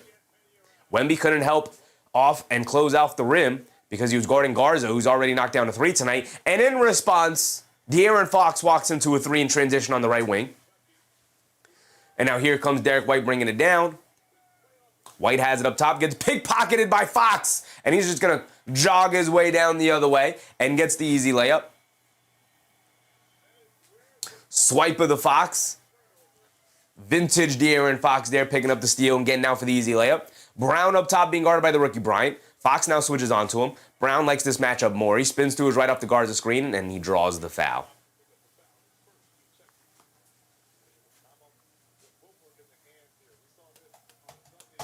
JP said, Bam giving BTA's crazy work. Who would have thought this? Listen, 20 point first half, got you. 30-point first half. Got you. 30 points in the first quarter. He scored 13 in the second quarter. Now, usually that's a high number. 13 points a quarter. That's a high number right there.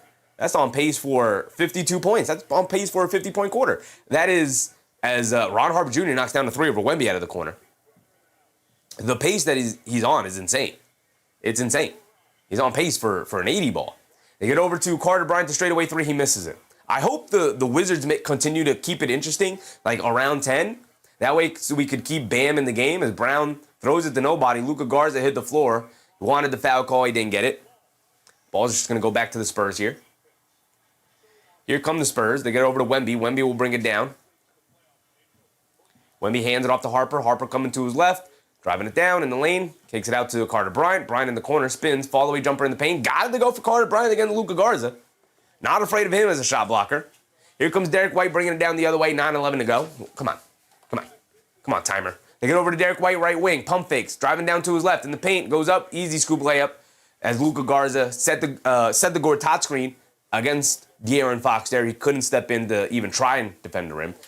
Probably wouldn't have had an opportunity to get a block anyway against Derek White there. But Here comes Harper the other way. Swings it out to Carter Bryant. Left corner three. Carter Bryant is very aggressive hunting a shot right now. Wemby knocks the rebound out of the air. Gets it over to Fox. Still a loose ball. Ron Harper picks it up. Hit ahead to Hauser. Spurs do a decent job getting back on defense to get over to Brown, being guarded by Bryant. Brown, right wing, sees a double team. Dribbling it out. Tries to get it inside. Wemby knocks the ball out of the air, but it finds its way to Harper. Back to Brown. Left corner, being guarded by Bryant. Brown dancing with it. Brown still dancing with it. Coming to his right. Kicks it up top. Sam Hauser, straightaway three. A deep one. Got it to go. And Sam Hauser will spread that thing to 30 feet, man. He'll spread that thing to 30 feet.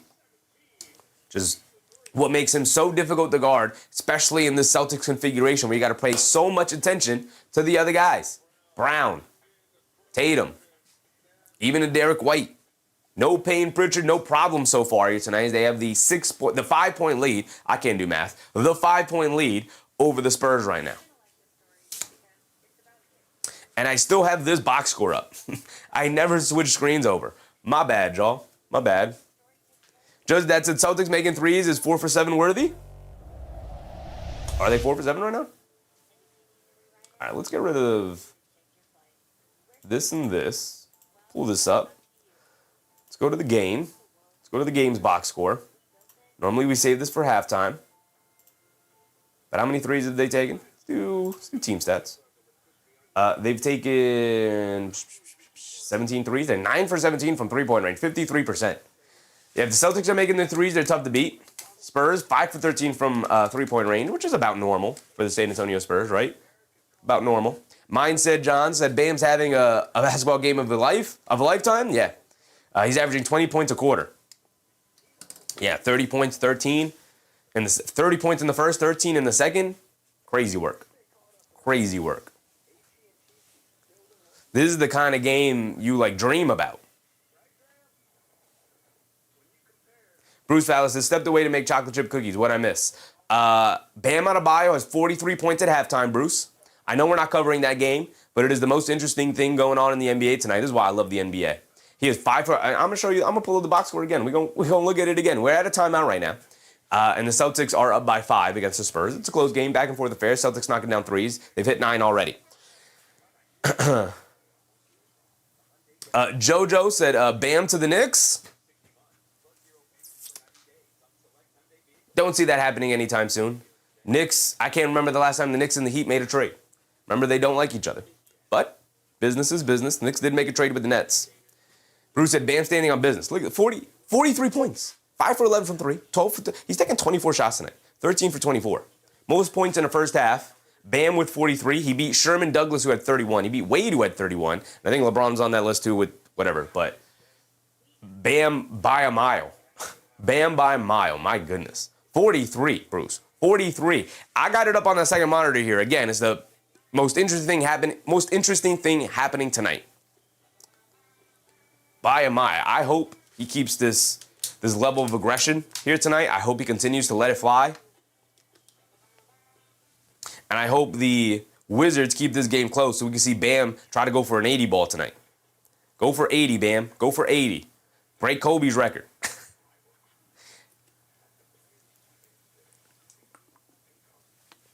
Fires up a 3 and misses it. Keep shooting, though, Bam. Keep shooting. Keep shooting, Bam. Bruce said Heat and Knicks don't trade, the whole Pat Riley grudge thingy. Yep. But like I said, they also didn't trade with the Nets for 40 years, and they obviously recently made a trade. So, anything's possible. Business is business. But I don't think that that a Bam trade to the Knicks will happen anytime soon, especially with the way he's played so far this season. He's gotten better. He's still improving.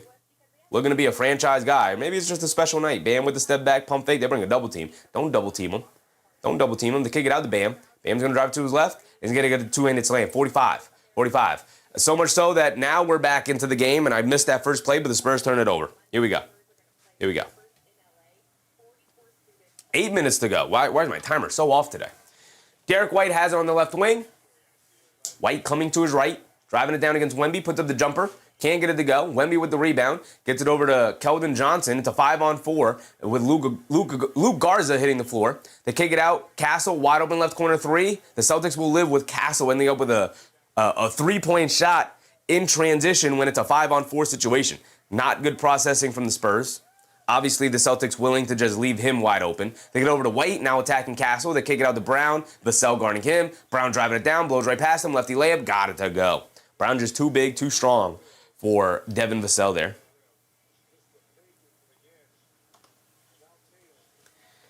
Castle up top. They get over to Johnson. They get over to Wemby. Wemby will fire up the left wing three. Can't get it to go. Here comes Jaylen Brown and the Celtics. Brown up top being guarded by Castle. Crosses over to his left. Pump fakes. Swings it out to Garza. Garza hands it off to White. White puts up the right wing three. Can't get it to go. Wemby with the rebound. Then get it over to Harper. Harper bringing it down. Harper turning on the Jets. Spinning to his left. Down the lane. Throws up the lefty floater. Can't get it to go. Rebound to Hauser. Here comes Derek White. Pushing the pace. In the paint. Kicks it out to Garza. Garza the straightaway three in transition. Comes up short. Castle the rebound. Hit ahead to Harper. Harper leaves it off for Castle. Castle on the right wing. Leaves it off for Wemby. Wemby walks into the straightaway three. He's open. Got it to go for Victor Wembanyama.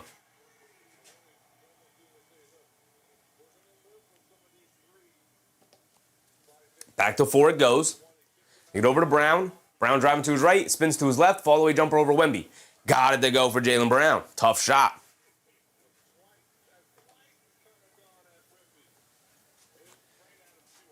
Castle bringing it down. Coming to his left off the Wemby screen. Kicks it out to Wemby. Wemby just hit a three. Fires another one. That's two in a row for Victor Wembanyama. Back to three. Spurs hanging around. They get over to Hauser looking for an answer. Hauser rattles into three. And these teams are just throwing haymakers at each other right now. The shot making is incredible. Castle up top. Crosses over to his right on White. Trying to bully his way in the paint. And draws the foul. And Derek White is going to go to the foul line for two. 5:36 to go. We're past the halfway point. All right, it's 80 to 65 now. 15-point lead. And I don't know why Davion Mitchell is shooting floaters there. Give the ball to Bam. We're not here for you, Davion Mitchell. I got to check. What is he? Tell me he's got 50. Nah, he's still stuck on the 45. Give the ball to Bam, man. Give the ball to Bam. I don't care about any of you other players. I want Bam to go off for 80. At least 60. Give me a 60 ball, Bam. Right, has anybody scored 60 this season? I don't think so. Nobody comes to mind. We had a couple of 50. I know Jokic had a 50. I know SGA had I think he's had two 50s this year. We got to get some scores out there. Got to get some scores out there. I need a 60 ball from Bam. Castle knocks down both free throws. They get it up top to Ron Harper. They get over to White. White dancing with it. Coming to his left. Gets it up top to Ron Harper. And a moving screen on Luke Garza. We'll give the ball back to the Spurs in a 4-point game. 51 to 47.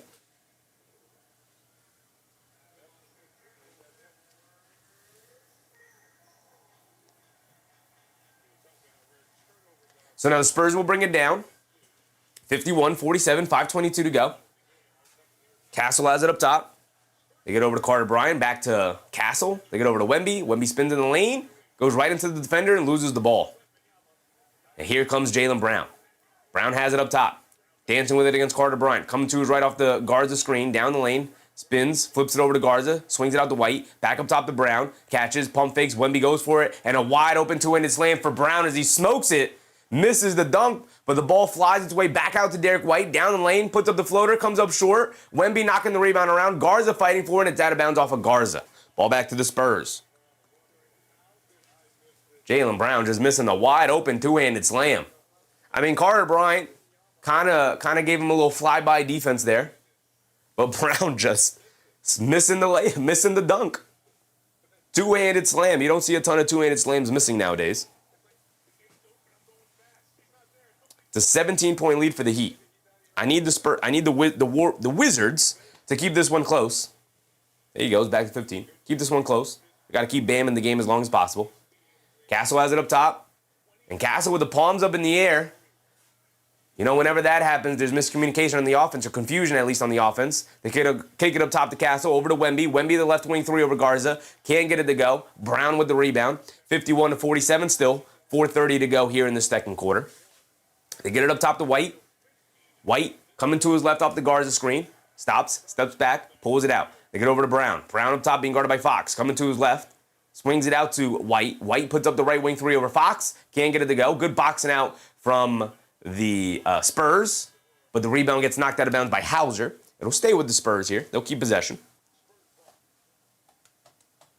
Ozar said Spurs need this one.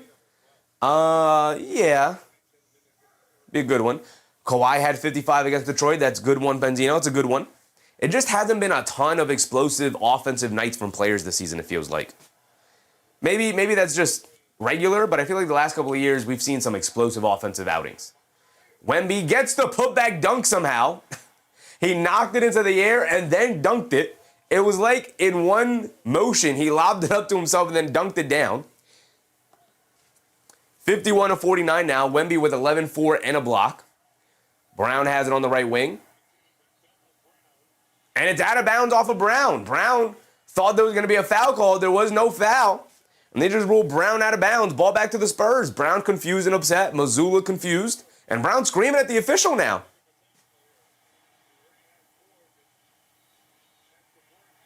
And there's the technical for Brown. Brown kept going at the official, and I think at first the official was going to let him go as Brown started to walk away. And now Brown's going at him. And that's 2 techs for Brown. He's thrown out. And now he's thrown out. Brown doing way too much there. Brown doing way. Now he's going to get his money's worth, and this is exactly what you're supposed to do. Get your money's worth. You get your money's worth. Now they're already kicked out. They can't do anything else.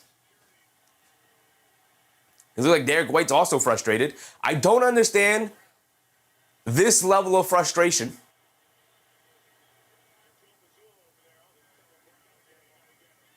Brown is way overreacting right now. Way overreacting. Unless I'm missing something here. But all I saw was maybe there was a missed call and Brown being upset about it. And I get it. Pick up the technical. Scream at the ref. Scream at the ref. Vent the frustration. But now you put your team behind the 8 ball, going up against one of the best teams in the league. You see the replay on it. It's contact.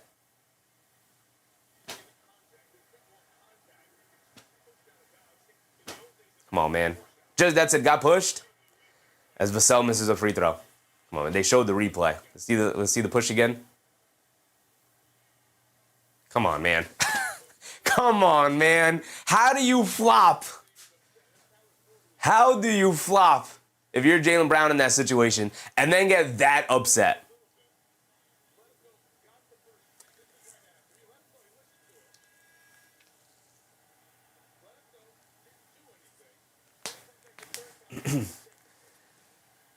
How do you get that upset? So Jaylen Brown, there's a small little tiny push that happens a gajillion times.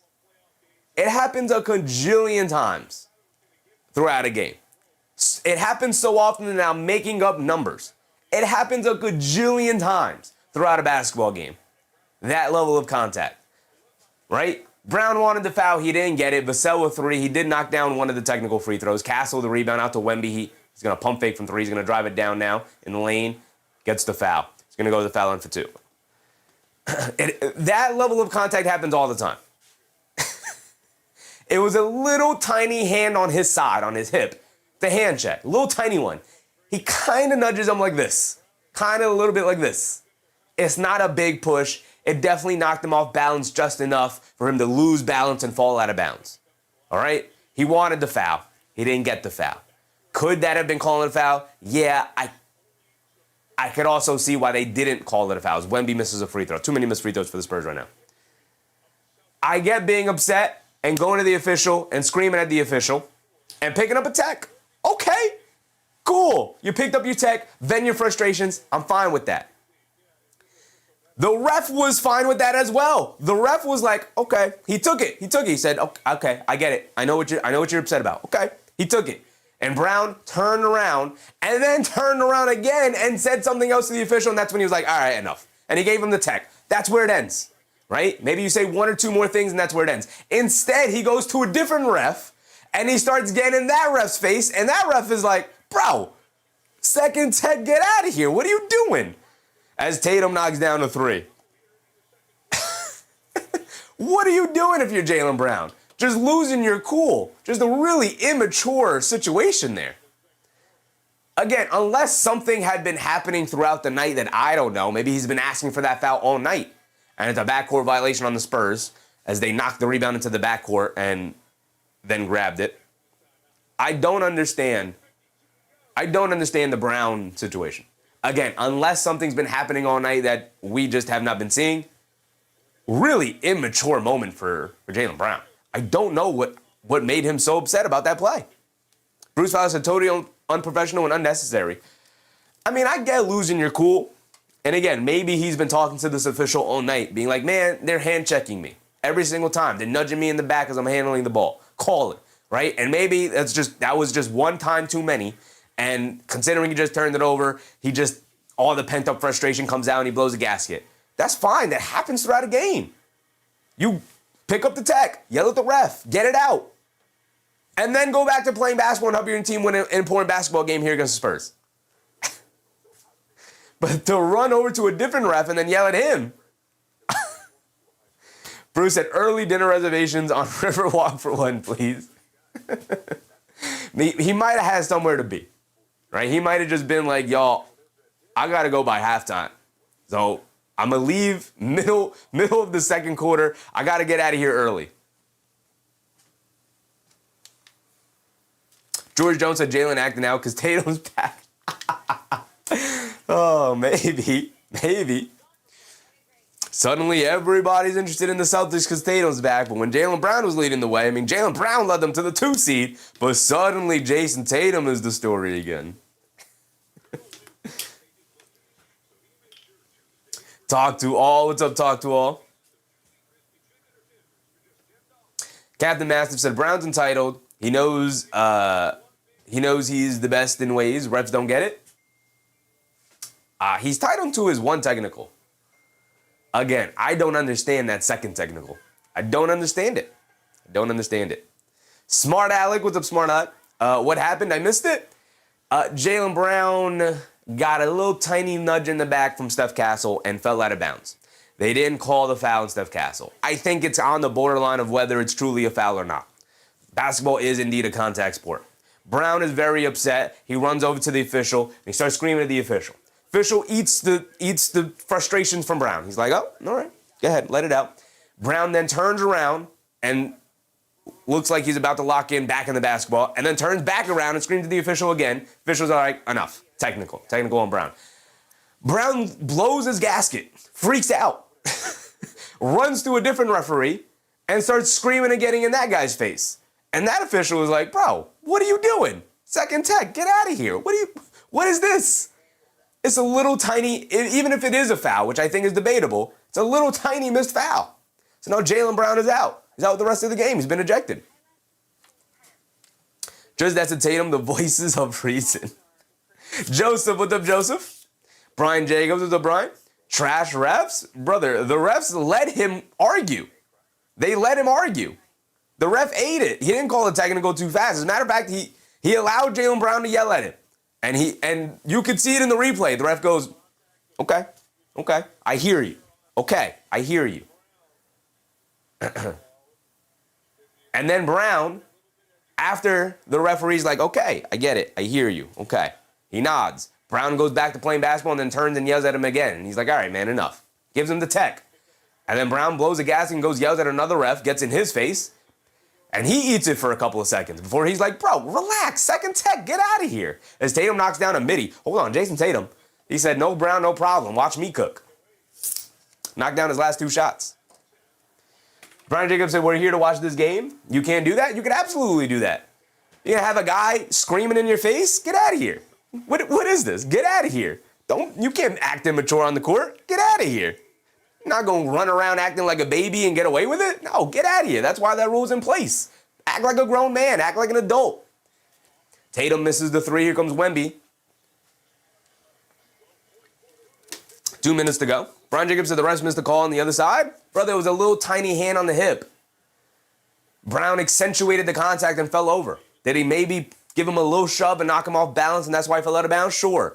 But he definitely, Brown was like, contact, and accentuated the contact to try and draw the foul? Absolutely. Absolutely. But come on, man.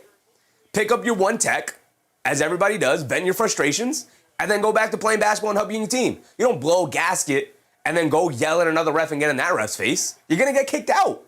That's an absolutely immature and dumb thing to do as a basketball player. From a guy who, walks around as if he's smarter than everybody else, as if he's levitating over everybody. Get out of here. Absolutely moronic thing to do. Unless, maybe he got early dinner reservations. Maybe it's a family emergency. Maybe an assistant coach on the bench was like, hey man, there's a situation, you gotta leave. And Jaylen Brown was like, dang, let me get kicked out. Let me get kicked out real quick. Omar said Bam's got 52? Oh, heck yeah. Next time out, bro. We're under 2 minutes to go here, 1:40 to go. Derek White's at the foul line for 2. We're going to go over the Heat box score. I got it up over here, but obviously we're more focused on this game and the Brown situation. Brian said Brown was playing great. He didn't blow a gasket. Draymond would have got away with that little bit. Brother, what little bit? He yelled at a ref, and the ref said, okay, and he ate it. He ate the yelling from Brown. Also, we don't know what Brown is yelling. Brown then turns around to go back to playing basketball, and then turns around and yells at the ref again. And the ref is like, all right, enough, brother, tech. There it is. Now, maybe you scream a couple more things, and then you walk away, like an adult. Like somebody with more than 2 working brain cells. Like somebody who isn't so emotional that they cost their team possibly the chance of winning this game.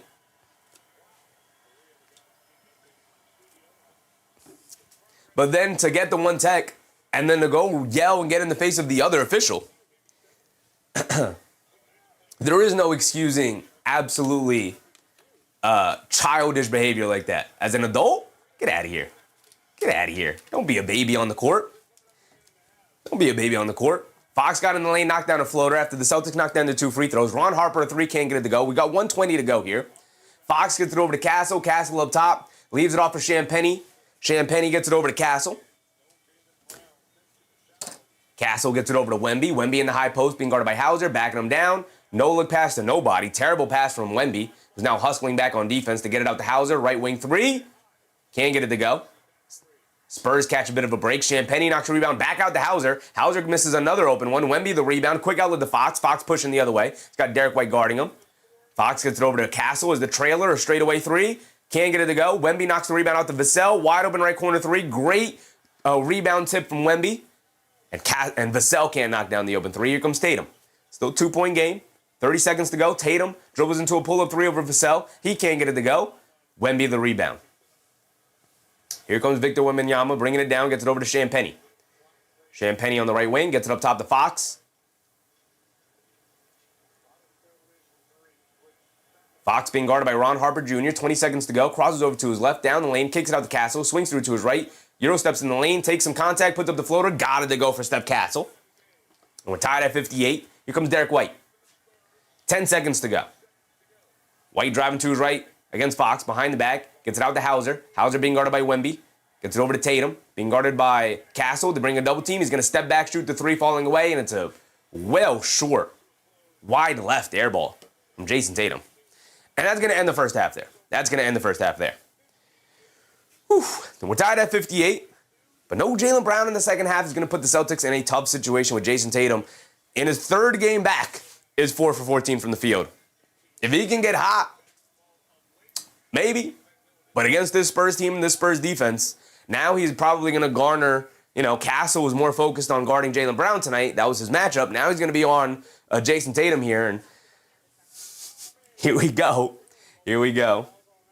Mindset John said, did Brown see what Cat goes through? Now remember Kobe, that wouldn't bother him.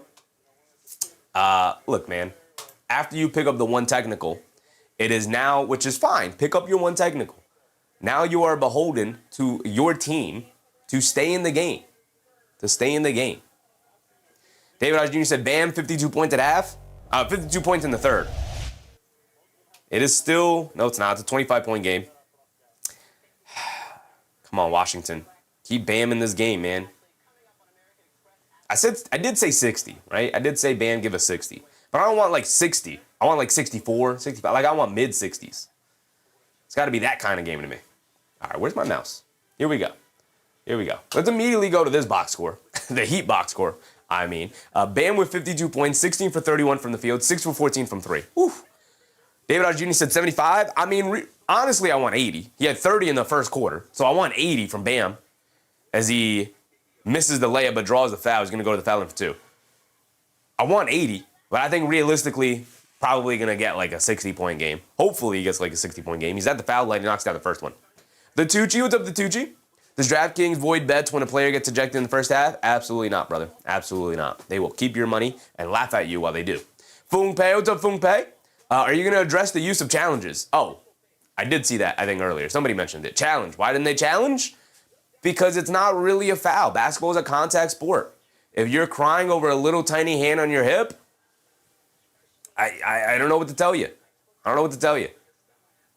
Right? Like, again, you complain about it, sure. Pick up your technical foul. Absolutely. Pick up your technical foul. I love that shot from Bam, by the way. He just dribbled it down and shot a pulled up 3 straight away. I love that. Keep doing that, Bam. Keep doing that. Trey Johnson, he rattled in the 3. I love that. Keep this one close, Washington. Keep this one close.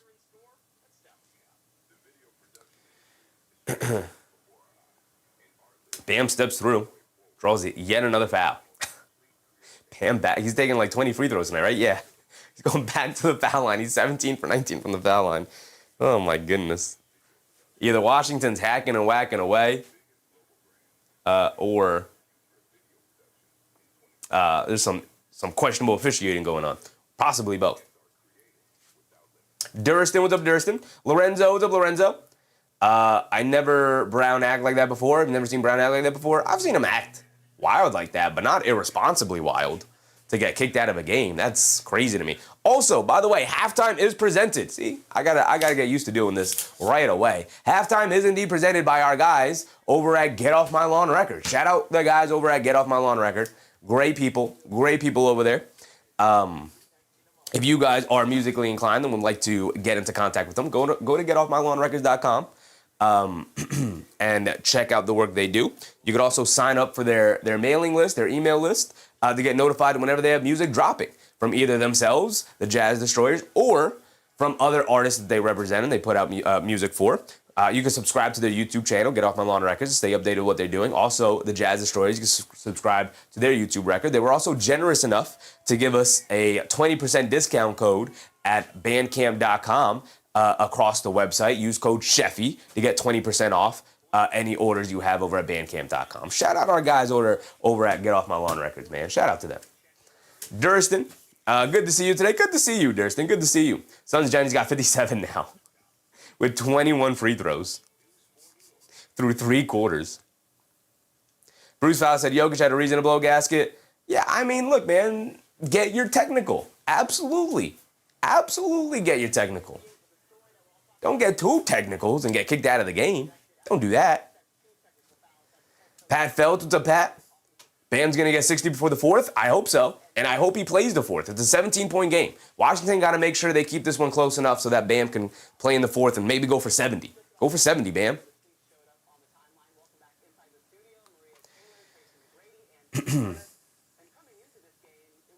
George Jones said, the house always wins. The house always wins. House always wins. Absolutely. They will. It is extremely rare for any of your tickets to be voided. Extremely rare.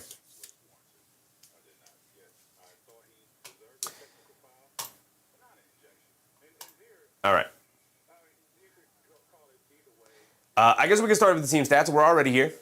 11 made threes for the Celtics. 8 made threes for the Spurs. Caught up a little bit in the three-point shooting. Spurs continued to jack them up there, and their percentage dropped pretty precipitously. It's down to 39% from 3. In terms of the possession battle here, 49 from the field.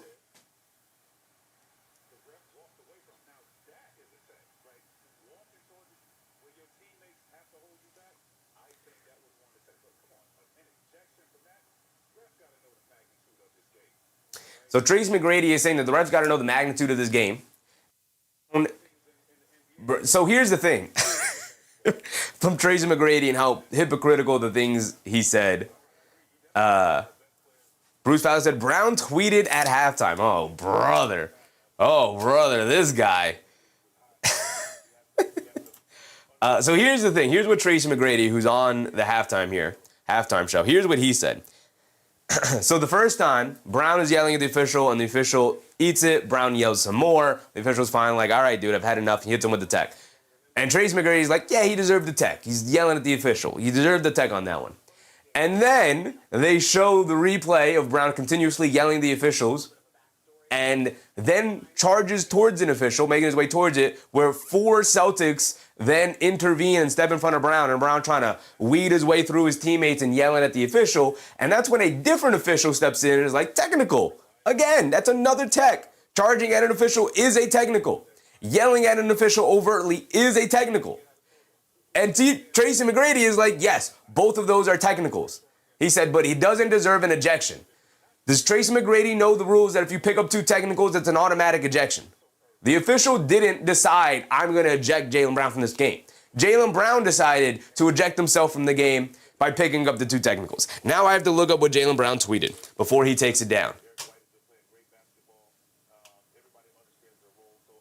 Now I have to do this. All right.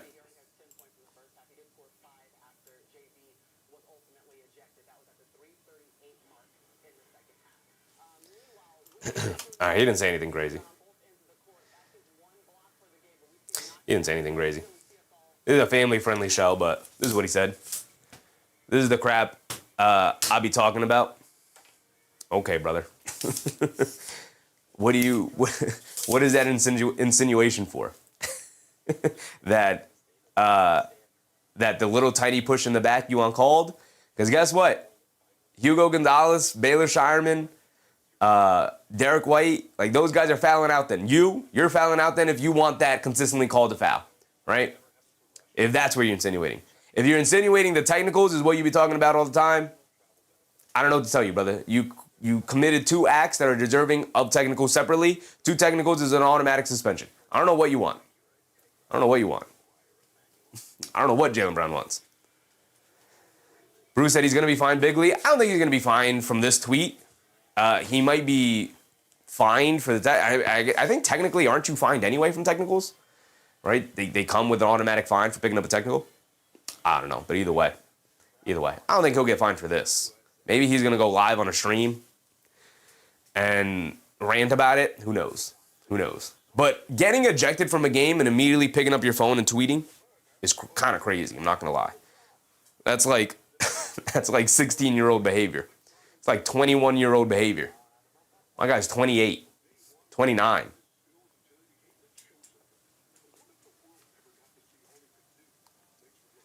Bruce said he's not allowed to tweet during the game. He knows that. I think that's a rule only in place for active players. And considering Brown is no longer an active player in tonight's game, I think he gets away with it.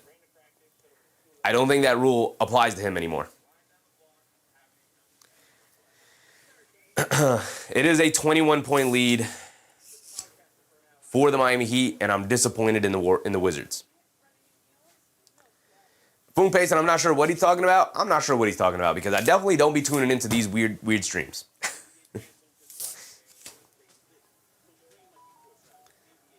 David Osh Jr. said Mikhail would need 12 games to score what Bam's got in 1. I think 12 is generous too. I think you're being generous with 12.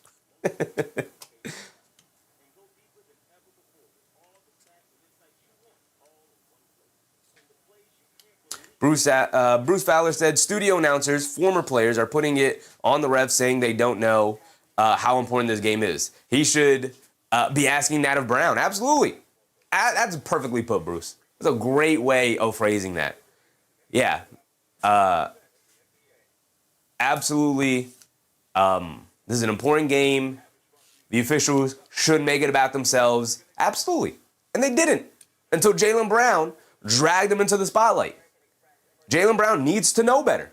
And the problem is that he does. Pat Felt said Brown took the under. I don't understand the dramatic second technical. The first one, I get being frustrated with the no call, wanting that call, and picking up the technical. I get that. I don't get the second technical. That one doesn't make sense to me.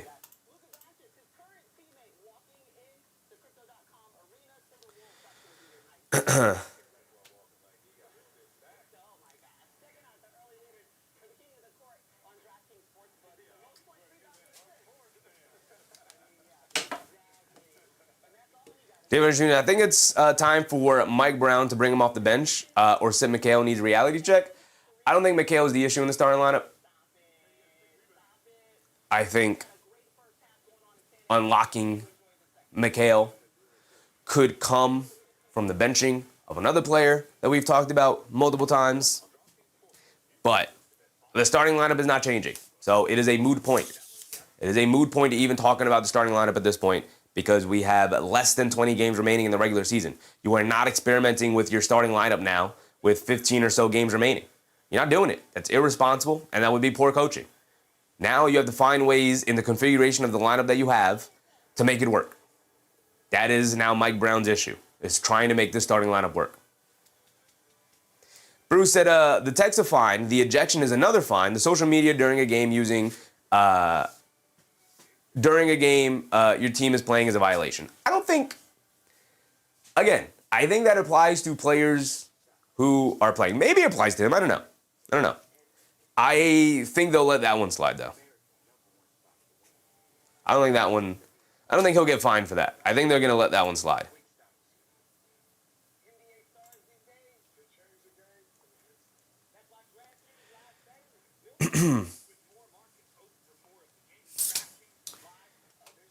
As far as evaluating the actual basketball being played here, Spurs with 12 free throws, Celtics with 4. And maybe this is the thing he's frustrated about. Maybe it's the lack of free throws and lack of fouls that they've gotten. I will say, when you take 28 three-pointers in the first half out of 49 shots, more than half of your shots coming from about half your shots, coming from the three-point line, and you're not getting to the rim as often, you're not going to get to the foul line. Now, you can also make the argument the Spurs shot 23 threes as well to 44 attempts. So they've also shot half of their shots from three-point range. But here's the thing with the Spurs. They're either shooting threes or they're going all the way to the rim. Whereas the Celtics are either shooting threes or shooting floaters or shooting pull-up mid-range shots or fall-away mid-range shots. Right? And you don't normally get foul calls on those. So you want a foul call? Put your head down and go to the basket. Bruce Fowler said, where was Missoula? Van Gundy would have wrapped around Brown's ankles. Absolutely. Son said 60 for Bamonte. Bam's got 60. And we're not even at the end of the third yet. He's really Kobe out there right now. You remember Kobe, 60 by the end of the third quarter? And everybody was like, oh my God, Kobe's so amazing. Bam Adebayo said, me too. 62? 62 for Bam. He won up Kobe. Kobe who? Is Bam season. Every time you shoot a little rolled up paper ball into a trash can, now you gotta yell, Bam. Now you gotta yell, Bamonte. It's no more Kobe. Now it's Bamonte. Doka, what's up, Doka? Did Jaylen Brown really get ejected? He did indeed get ejected. He will no longer be playing basketball tonight against the San Antonio Spurs. And it's a 20-point, no, is it? Can I do math? It's a 16-point game at the end of the third. Somewhat close. You're going to have to keep Bam in there, baby. You're going to have to keep Bam in there. I like that. Bam's taking 35 shots tonight. Again, I want 50-plus field goal attempts for Bam. I want 15 field goal attempts in this fourth quarter. Go for the 70. Keep him in there. Go for 70 tonight, Bam. Go for the big 7-0. I need it. I need it for my soul.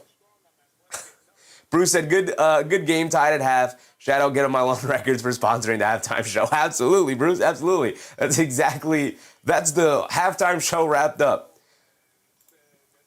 We didn't even look at the box scores, but it doesn't even really matter with Brown now out. Brown played 15 minutes tonight. He's going to end his night with 8 points, 2 rebounds, and 7 assists. And he was moving that ball around. He was moving it around. Why would you get ejected? They start Shireman in the second half. They get over to Derek White. Spins off Akeda. Down to his right. Throws up the floater. Got it to go for Derek White. Beautiful move. Celtics draw first blood. Wemby bringing it down. Gets it over to Fox. Fox being guarded by Shireman. Back to Wemby. Wemby will launch the straightaway three over to Queta. He'll dare him to shoot it. Wemby will oblige and knock it down. Eric C said, just broke up with my girl. I faded away and yelled, Bam. Now, it's got to be Bam Monte. It's got to be the I don't even know how to describe it. It's not his first name. That's what we call him. That's what we call him. I forget who called him that during the Olympics. Mindset John, what's up, Mindset John? Jay Atkins, what's up, Jay?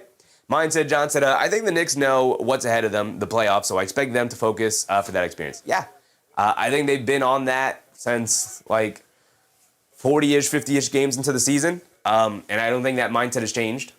Tatum down the lane, gets stripped. Castle picks it up. Here come the Spurs pushing it the other way. They leave it off for Wemby. Wemby kicks it in the corner. Vassell, the right corner three, got it to go. And just like that, a 4-point lead for the Spurs is opened up. And by the way, this game opened up with the Celtics inadvertently, but still, the Celtics slapping Spurs players in the face 3 times. So if anybody had a gripe tonight as Derek White knocks down a floater off a Queta screen, if anybody had a gripe tonight with the physicality and the lack of foul calls, it's definitely the Spurs. So, I don't know what Brown is crying hee-hawing about. As Wembanyama knocks down a 3, that's 3 straight 3-pointers to open up the second half here. Derek White has it up top, being guarded by Fox. White gets it over to Queta. Queta gets it over to White. White attacking to his left. Kicks it over to Shireman, back to White. He'll throw up the contested 3. He can't get it to go. Champagny the rebound. Here comes Castle. Castle bringing it down. Leaves it off for Wemby. Oh, he's feeling it. Left wing 3. Off the back rim, can't get it to go. High rebound. Fought for by Shireman and Hauser. Shireman ends up with it. Shireman bringing it down, leaves it off for Hauser. Hauser driving to his right. Mid-range pull-up jumper for Hauser. Got it to go over Vassell. It's a nice move from Hauser there, who normally doesn't take a ton of 2s. Fox is going to stop and pop from the right wing for 3. He got it to go. And the Spurs 3-point shooting is exploding here in this third quarter. 6-point lead, though, as the Celtics staying close. Staying close. Tatum gets it over to Hauser. Hauser in the right corner. Gets it over to Queta. Trying to survive the 3-point avalanche from the Spurs and then looking to take advantage after they cool off a little bit. Absolutely in fuego right now for the Spurs from 3-point range. White loses the ball. Wemby saves it in bounds, though. Goes right to Queta, and then Queta gets fouled on the putback attempt. And it'll be 2 fouls for Queta as he misses the dunk.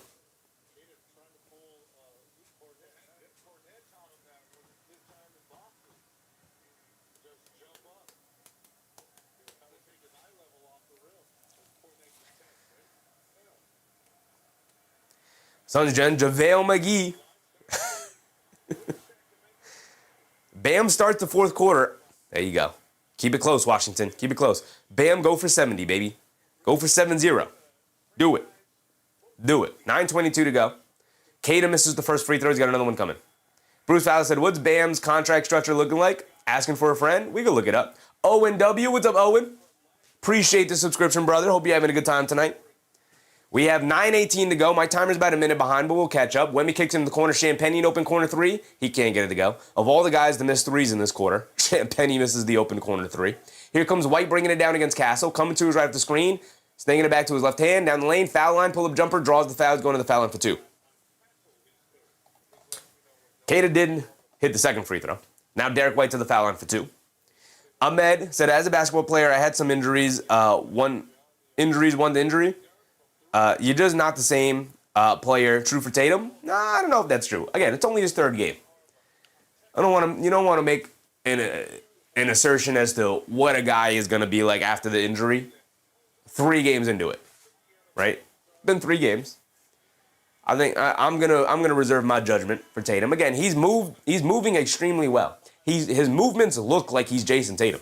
He's just not knocking anything down, which is rust. Which is due to the fact that he hasn't played basketball in 8 months.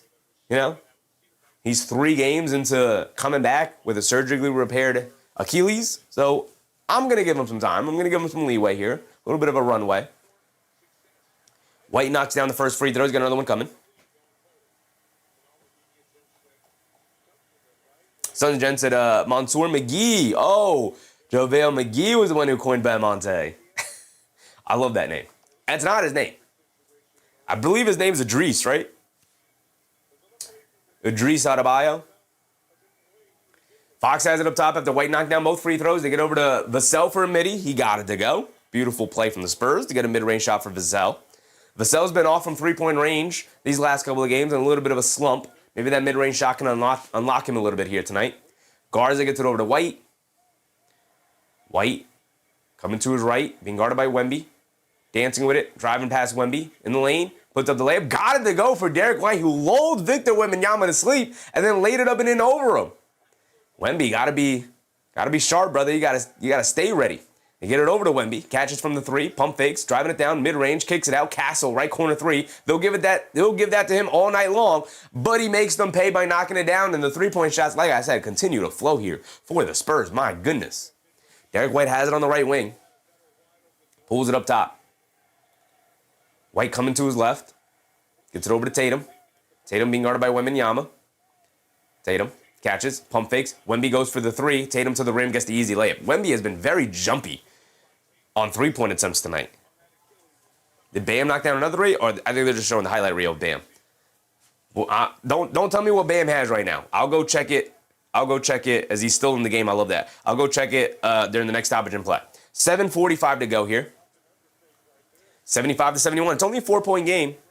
And it feels like the Spurs have knocked down like a million threes in this quarter. Fox steps back for a three. They're feeling it. Comes up short on it. That's a bad shot from De'Aaron Fox there. A little bit of a heat check. Here comes Derek White bringing it down to his right. Keeping it in that right hand. Steps back, being guarded by Wembanyama now. Derek White dribbles into a pull-up three. Got it to go over Wemby. Wemby just is completely confused as to what Derek White is doing.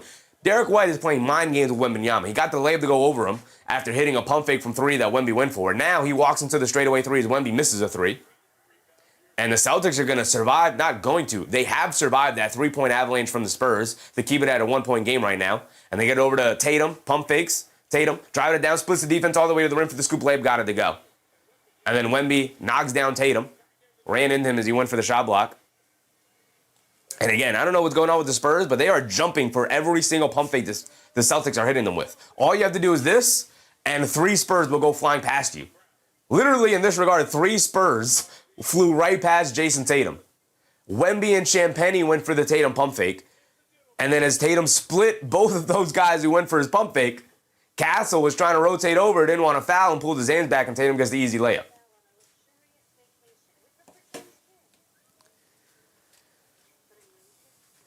We have just under 7 minutes to go here. It is a one-point game. I got to go look to see what Bam's got going on. Has he scored here in the fourth quarter? Tell me he has. Yeah, he's up to 67, baby. Give me that 70 ball. Give me that 70 ball. Give it to me, Bam. Give it to me. I need it. I need it, Bam. Give me another 3. He's 7 for 17 from 3. I need it. 29 free throws is insane. Again, he's got 29 free throws. Tell me the entire Wizards team is in foul trouble. How is that possible? 3 for Sarr, 3 for Riley, 4 for Trey Johnson, 5 for Tristan Vukcevic off the bench. So you can see the fouls over here. I mean, 2 for Gill, 3 for Justin Champagnie, his brother, Julian Champagnie. In total, how many fouls? The Washington Wizards have committed 24 fouls tonight. My goodness, keep you. Again, one of 2 things are happening, and probably both. Some iffy officiating is happening, and also the Wizards are just playing absolutely undisciplined basketball tonight. Probably a mixture of both of those things. Give me 70 points, Bam. Give me 70. He had 31 points in the first quarter. I think they gave him a point. 31 points in the first quarter, 12 points in the second, 19 in the third. All right, Bam.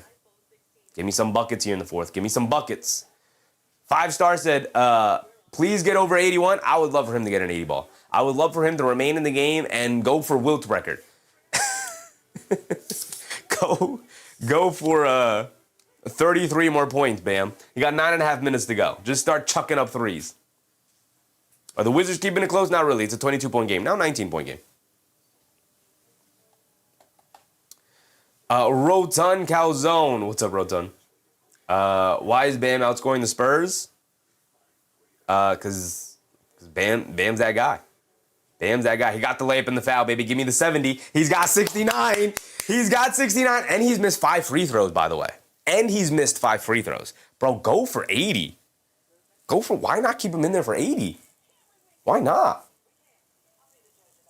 That's an absolutely terrible foul, by the way. Just give him the layup. Why foul him? So it's just the Wizards being supremely undisciplined. Bob Carrington, what are you doing? What are you doing? All right, give me 70. He knocks it down. 70 points. 70 points for Bam. 70 points. Ties the franchise record. Who scored 70 points for the Heat? You telling me Dwayne Wade's got a 70-point game in his bag?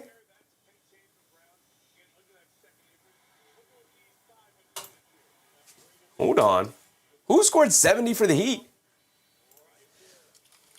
Miami Heat franchise leader points in one game.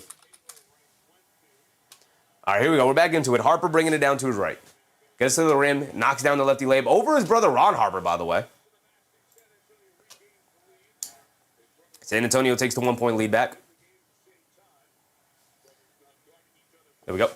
Castle being guarding White. Coming to his right. White gets blocked by Wemby. Castle picks up the loose ball, and we're pushing it the other way. It's a 3-on-3 fast break. They leave it off for Keldon Johnson, who'll spot up for as the trailer for 3. Can't get it to go. Castle battling for the rebound, and Shireman picks it up. 5-star. Appreciate you, 5-star. Hope you're having a good time tonight. Thank you for that subscription. Robespierre. What's up, Robespierre? 5-star. It might happen. It might happen. I hope they keep him in the game. I hope they keep him in the game. I got to pull that game back up. There we go. Derek White fires a deep 3 over Wemby. Can't get it to go. Dylan Harper picks up the rebound. Quick outlet to Keldon Johnson. He's bringing it down. Johnson left wide open from 3. He'll spot up and shoot it, and he'll rattle it in. Not sure about that defense from the Celtics. Just leaving a guy absolutely wide open from 3. He's a 38% three-point shooter. Not sure about that. Derek White has it on the left wing. They get it up top to Hauser. Hauser gets it over to White. White coming to his right. Down the lane. Gets it over to Ron Harper Jr. Back to White. Derek White's been fantastic in this quarter so far. Derek White blows right past Wemby. Gets in the lane. Pump fake. Goes up. Layup. Got it to go. Derek White just finding these crevices against the Spurs defense. Castle blows past the defense. Gets the layup to go. It was a goaltend anyway, but he got it to go down anyway. It's only a 4-point game. Derek White has been fantastic tonight. What is he? 9 for 16 from the field for 26 points.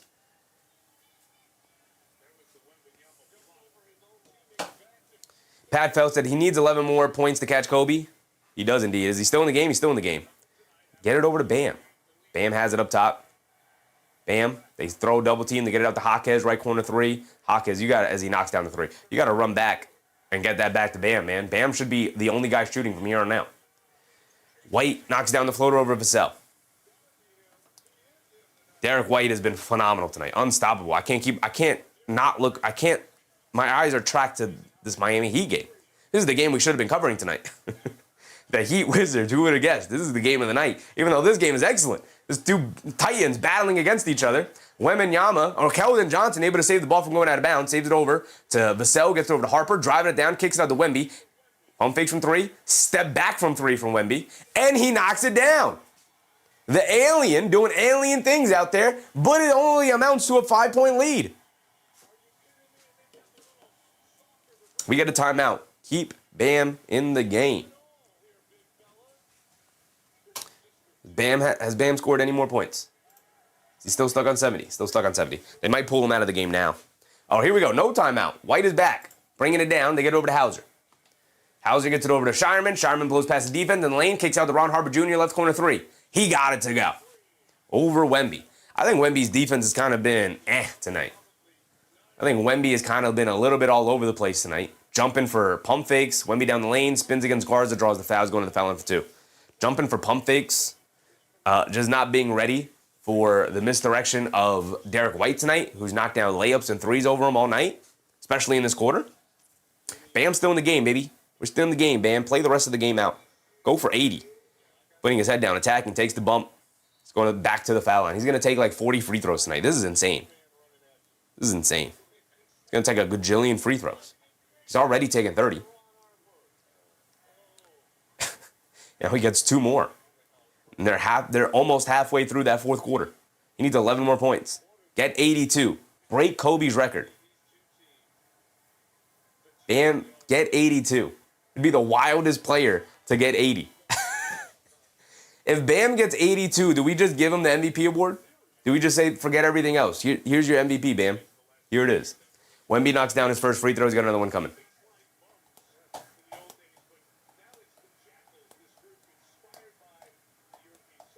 Bruce said you called that in the pregame for Johnson? Yeah, I mean, he started off the year very slowly. He's a three-point shooter. But he's now 38%. He had a streak where he's extremely hot. But now he's a consistently good three-point shooter. He'll shoot it when he's open. His preference is to get downhill and go to the rim. But they left him butt naked, wide open out the three-point line. Like, literally, he stopped in transition and was looking to pass it to somebody. And Luke Garza, who should have picked him up, just stood in the paint and was like, yeah, shoot it. That's just terrible defense. He's knocking down threes. He's only got 5 points, though. Wemby comes out of the game now. Only 5 points for Johnson.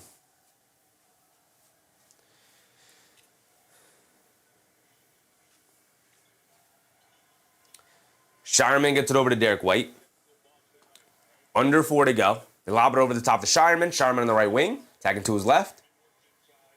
Kicks it over to Queta. Queta kicks it over to Johnson. Harper. Ron Harper lobs it up to Queta, who gets fouled by Champagnie. Queta can get the dunk down. It's a good foul from Champagnie. No easy layups, no easy dunks, no easy points, and Queta will go to the foul line for 2. Brian said that was a travel on Wemby. Refs missed it. They don't call travels in the NBA, brother. What does Bam have now? Tell me Bam scored. Here he is. He draws yet another foul. Yet another foul. They call a foul on the floor, but they're in the bonus. So that's 2 free throws for Bam anyway.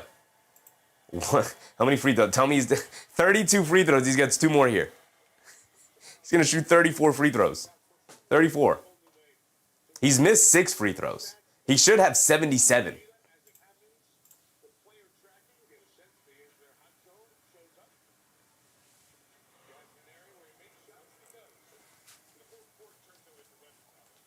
Queta knocks down both of his free throws.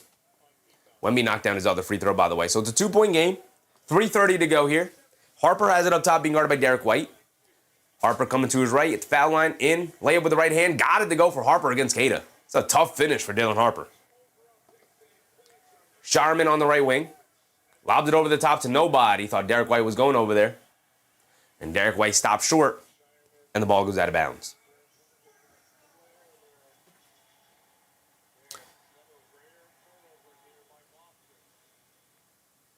It is a 27-point game, and I believe Bam's still out there. He's got to stay out there. I love that Spoelstra's leaving him out there. I love that. They hand it off to Harper. Harper pulls it out. They get it over to Fox because Bam may never have another game like this in his career. You got to take advantage of it when it happens. Go for 82. Break Kobe's record. Harper knocks down the right wing 3. I'm trying to give opinion on both games here. This is a historic night in the NBA. We have to keep our eye on it. Jay Palomino just heard Vegas made a call because JB was cooking too hard. Was he, though? Was he? Also, he did 2 things that are very much worthy of technical fouls. He got himself out of the game. We have a timeout here. 2:48 exactly to go. Bruce Fallis in Miami, 36-29. 36 and 29. You don't want to catch Hero and Bam clicking in a short series. Very true. Very true. We have 2:48 exactly. Let's catch up.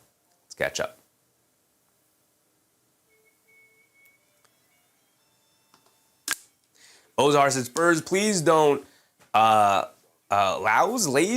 lays up this game for your own sake. Yeah, look, Tatum in his 3rd game back. No Jaylen Brown, no Payne Pritchard. And yet, got a 7-point lead against the Celtics team. Now, Derek White has absolutely carried in this 3rd quarter. He's up to 28 points, 4 boards, 5 assists, some excellent defense as always. He's knocked down some tough shots. We'll see come 4th quarter time if the Spurs end up running away with it. We'll see. The Celtics have shown tremendous resilience all season long, no matter who's been in the lineup for them, though. So,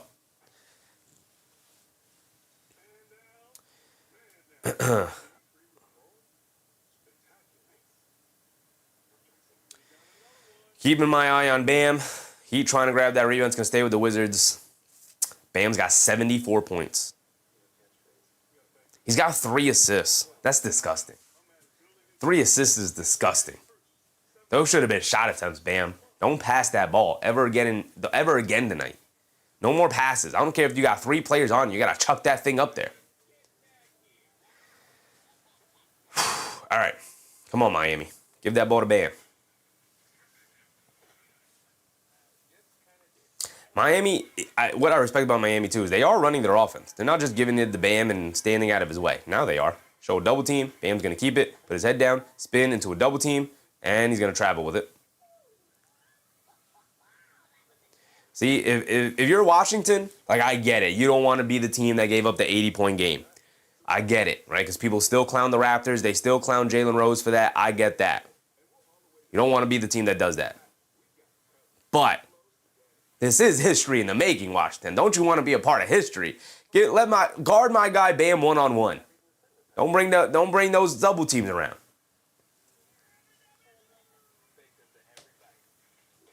Ozar said they said Luka was going to be the first to hit 70 points in today's game. No.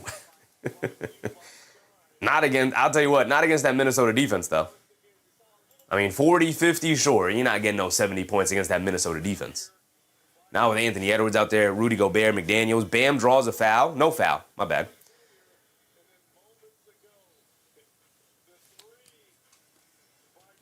Bruce Fowler said 3 assists. Can't say he shot it every time. And he should have. He should have shot it every time. Bam, you got 3 minutes and 40 seconds to get 3 more points, brother. And honestly, 5 more points. I need you to get 82. I need you to break Kobe's record. Because it would be truly hilarious. All right, here we go. We're back into it. White down the lane, pump fakes, kicks it out. Jordan Walsh in the game, pump fakes, down the lane, against Cornette, scoop layup. Can't get it to go, but a foul on Cornette. We'll send Jordan Walsh to the foul line for 2. Did Bam get fouled again? Bam's got 76 points. Took a point away from something. All right, Bam, 4 more points.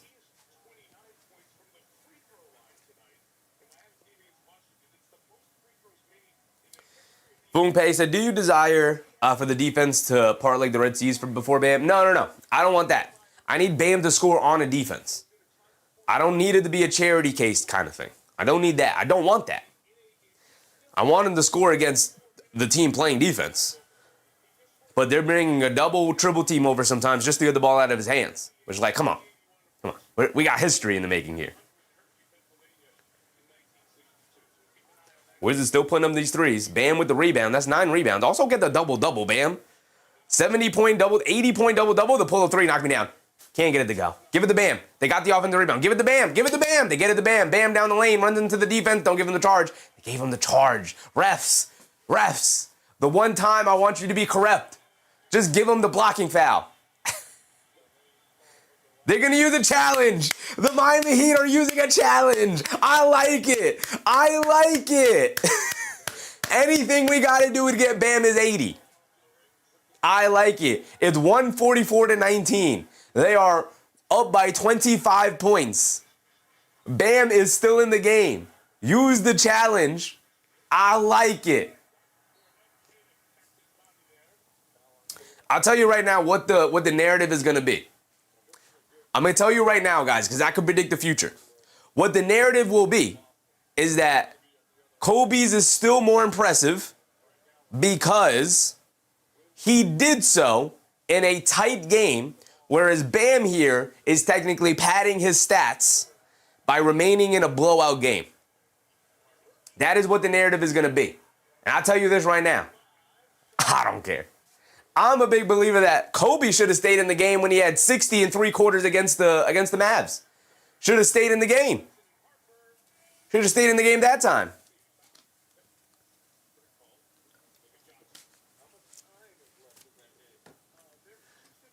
I'm so fascinated by this Bam and Miami Heat situation that I'm not even focusing on the game, and I apologize for that. It is 87 to 92. And Keldon Johnson fouls Derek White. Wemby at the scorer's table. White is at the foul line for 2 free throws.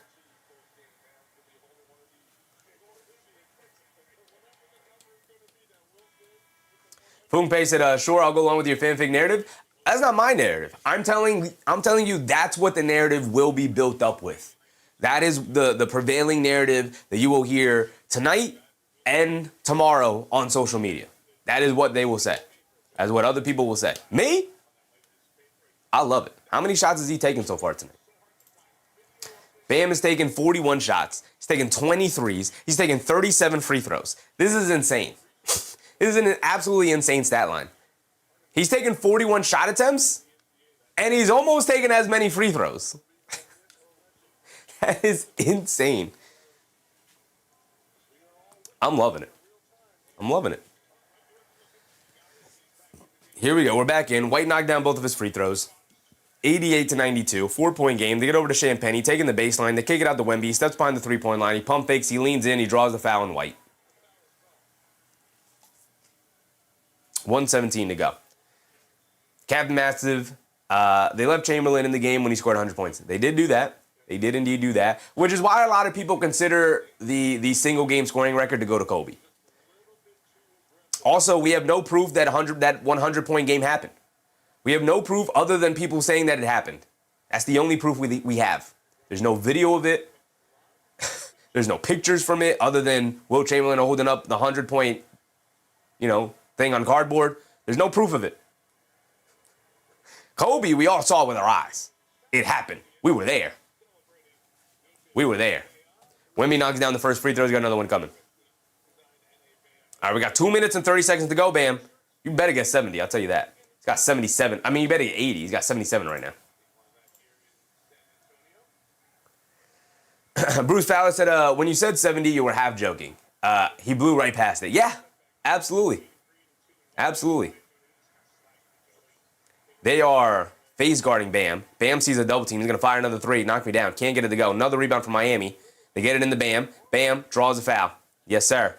Yes, sir, Bam. The Wizards are doing everything they can. But we got 2 minutes to go. Bam at the foul line for 2 more. Get the 8. If he gets 80, I'm going to be upset. Derek White draws a foul and gets the floater to go. Derek White's been phenomenal tonight. All-star this man. All-star this man. Wemby did knock down both of his free throws. So it's 94-90 with White going to the foul line for 1 more. I'm trying to cover both of these games. But this is more important. This is NBA history right here. I'm sorry that this game, which is an possible NBA Finals preview, is taking a backseat to this Miami game. I apologize, but 5-star said, watching that Bam game reminded me how Warriors screwed Clay. 61 3/4, and they sat him in the fourth. Yeah, I love this. Same thing with Kobe. Clay, Kobe.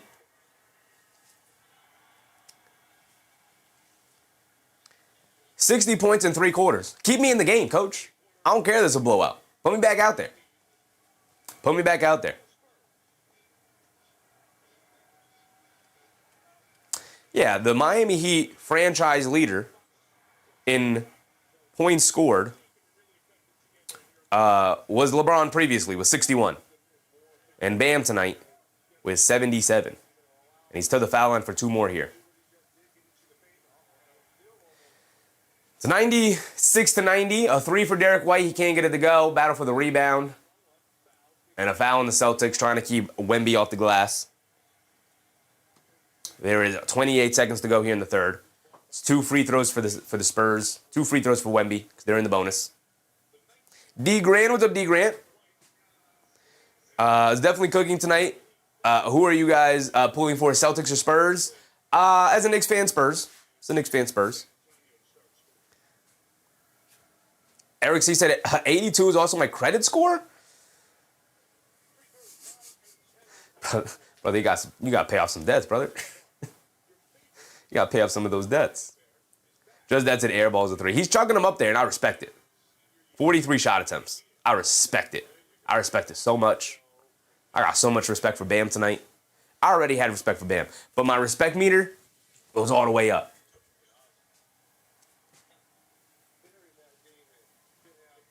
Just that said, Heat fans have it good the last 20 years.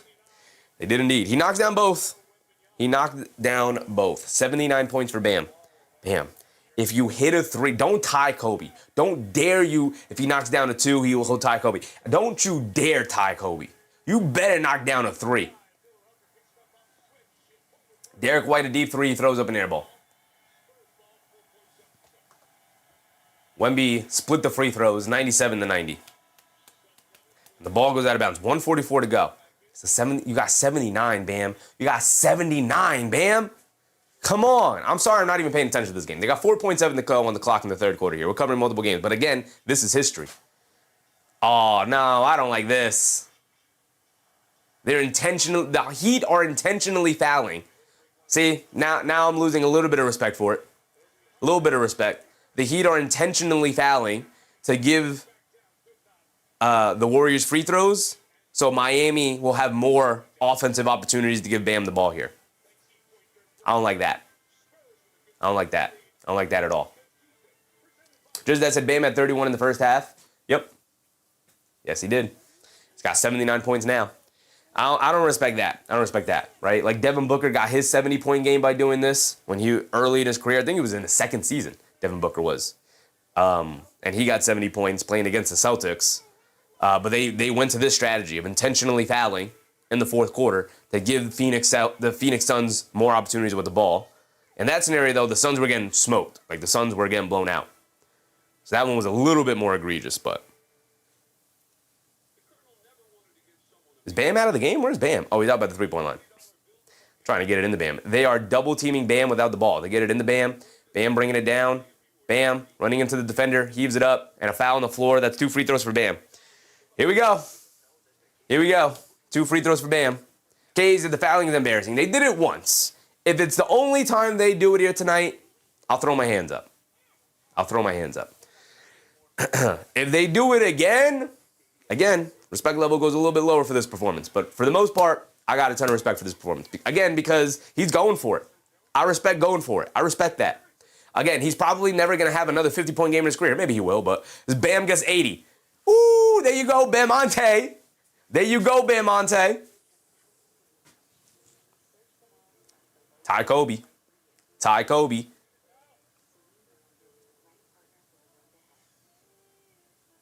He ties him. Kobe as a partner. Kobe as a partner in the 81-point game club. And the Heat intentionally foul. I lose respect. I lose a little respect. Just a little bit. Just a little bit. I don't like that at all. Simon Ja, what's up, Simon? If that were Brunson, even the Knicks fans would criticize him. They would. They would. I don't like the intentional foul. Everything else, I fully respect. I fully appreciate leaving him in the entire second half here. Right? I fully respect playing him even though it's been a blowout. I fully respect it. I respect all of that. That's fine to me. That's fine. It's a historic night. You're going for it. Intentionally fouling here to give yourself another offensive opportunity, that one is like, nah, I don't like that one. I don't like that. Vascular, what's up, Vascular? Derek White was on fire. He was. He did 32 points himself. They get it into Bam. Bam sees a double team immediately, bringing it down against ball pressure. They show a triple team to Bam. Bam trying to bring it down, hit ahead. Shovel it over to Bam. They intentionally foul. They don't want to give Bam the ball. The Wizards are like, all right. We not giving you no 82 points here. We not doing that. Kind of respect it from the Wizards. I kind of respect it. JoJo said time running out for him. I mean, he's got the 80. He's got the 81, actually. He's got the 81, so he's already up there in the record books.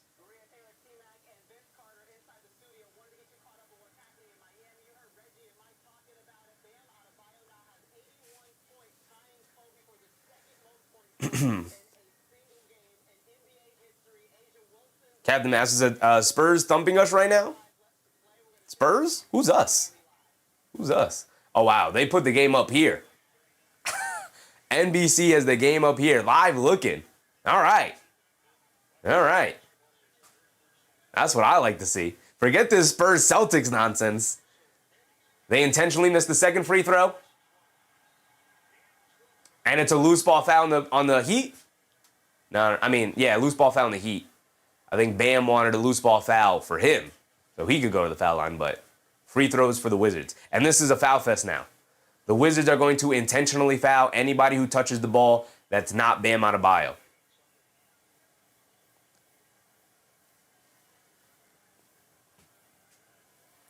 This is truly hilarious.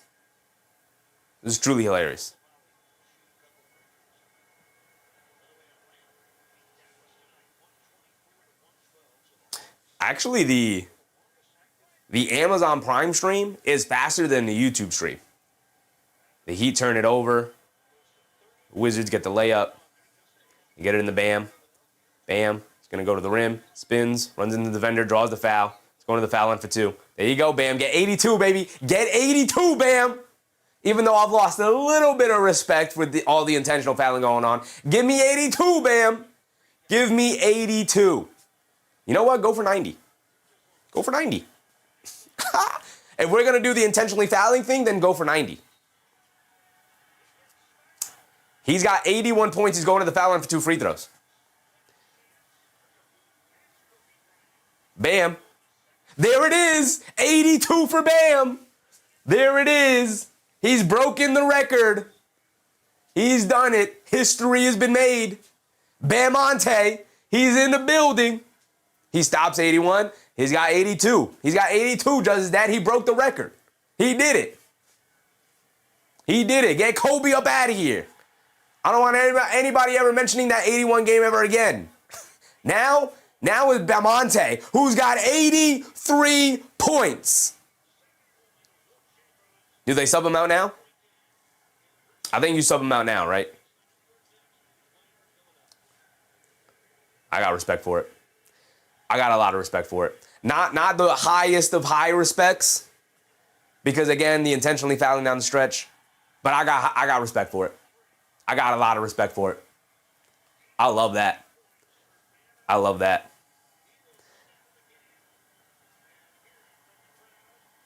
Incredible. NBA history, baby. NBA history. 83 points for Bam. 83 points.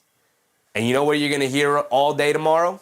Is about how Kobe's is more impressive because it was in a winning effort in a close game. And Kobe had to do that. Bam was chasing it while Kobe had to get 81. That's all you're going to hear tomorrow. That's all you're going to hear tomorrow. And I'll tell you this right now. I don't care. I don't care one bit. This is a guy who averages like 18 points per game. He's got 82. 83, my bad. I'm shortchanging him a point. He got 83 points. He subs out. He's going to end the night 83 points and 9 rebounds. I'm disappointed, though. He couldn't get the double-double. Couldn't get the double-double. He couldn't get 10 rebounds, brother. That's NBA history, though. Bruce Fowler said Adam Silver was loving the NBA game until they started fouling integrity of the game.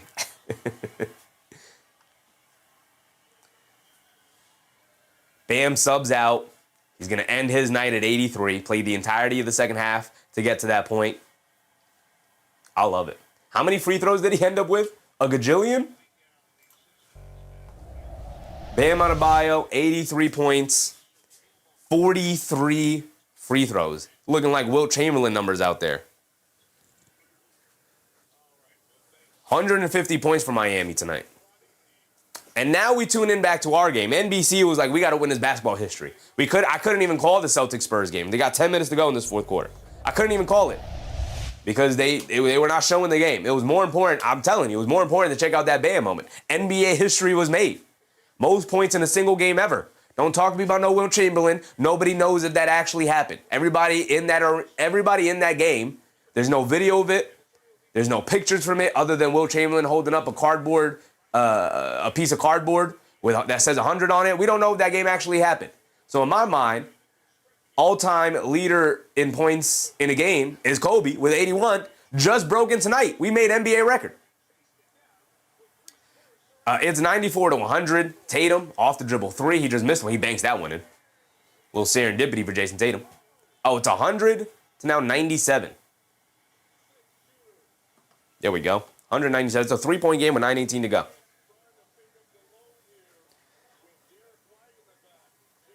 User with the abuser. Salty? Who's salty? I'm loving it. 83 points for Bam, baby. D. Grant said Wilt Chamberlain scored 100 points against the Knicks back in the 1960s. Did he, though? Did he? K. Hazy said it happened by Wilt. Y'all are just haters. But did it, K. Hazy? But did it? We got videos of every other game in the 1960s, except for that one. We got videos of Wilt Chamberlain in high school, but no one broke out a camera to take pictures in the game after they realized, oh man, this man got 70 points. This man got 80 points. Listen, guys, I'm half joking. I'm half joking here. Jay Hammer said, I mean, Kobe still broke 80. It wasn't small. No, it wasn't. It wasn't. You said Bam is more impressive. Kobe just overrated. Oof. I'm not going that far, brother. I love me some good Kobe hate, but I still love Kobe. The Kobe hate is just for jokes. It's just for jokes. Just that's a 20 for 43. Brother, he took 40 whatever free throws. The free throws is the crazy. He took as many field goal attempts as free throws. 43 and 43. 36 and 43 from the foul line. He could have had, how many? 7? He could have had 90. He could have had 90. Bam, you messed it up. Could have went for the 90 ball. And there's the ESPN update on the 83. What is Bam's average this season? I'm pretty sure it's like 18 or something. Maybe he's got it up to 20 now recently. It's obviously going up tonight. Yeah, he's a 19-point-per-game scorer. 19. He's averaging 19 on the season. He went off for 83 points tonight. 19. Captain Massive is KB overrated? No, equals no way. Kobe, one of the elite best? Brother, we just joking. We just throwing jokes around. We just joking. Chad Mecca, what's up, Chad? Great broadcast tonight. I'm Al Shep. Appreciate you, Chad Mecca. Appreciate you, brother. You just said LeBron is better? I'd agree with that. Kobe's right there, though. He's in that conversation. He's in there. He's in that top 10 conversation, for sure. Sons Jen said he's joking that no one can say Will actually did it, but it was only 60 years ago, not 160. Yeah, and again, where the video at? Drop the video. Where's the video? Where's the video of Wilt's 100-point game? We got videos of every other game that season. Funnily enough, that one, they just decided not to bring a camera that day. The only evidence we have that it happened was that everybody in that building all shook hands and said, we will all tell lies that Wilt Chamberlain went off for 100. We will fabricate this story. We will write down fake. I'm half joking, y'all. I'm half joking. Rose Pierce said Kobe was highly inefficient. Yeah, sure. Different era, different time, different expectations. Foompe said Kobe was 18 for 20. Yeah. Simon Johnson said I was at Wilt's game. I mean, technically, people could have been at the game. Again, it was only 60 years ago. People could have been at that game. Simon John, did you sign the pact? Because they had everybody, sign a release form that you would all lie collectively to say that Will scored 100. Jokes, guys, jokes. I got jokes.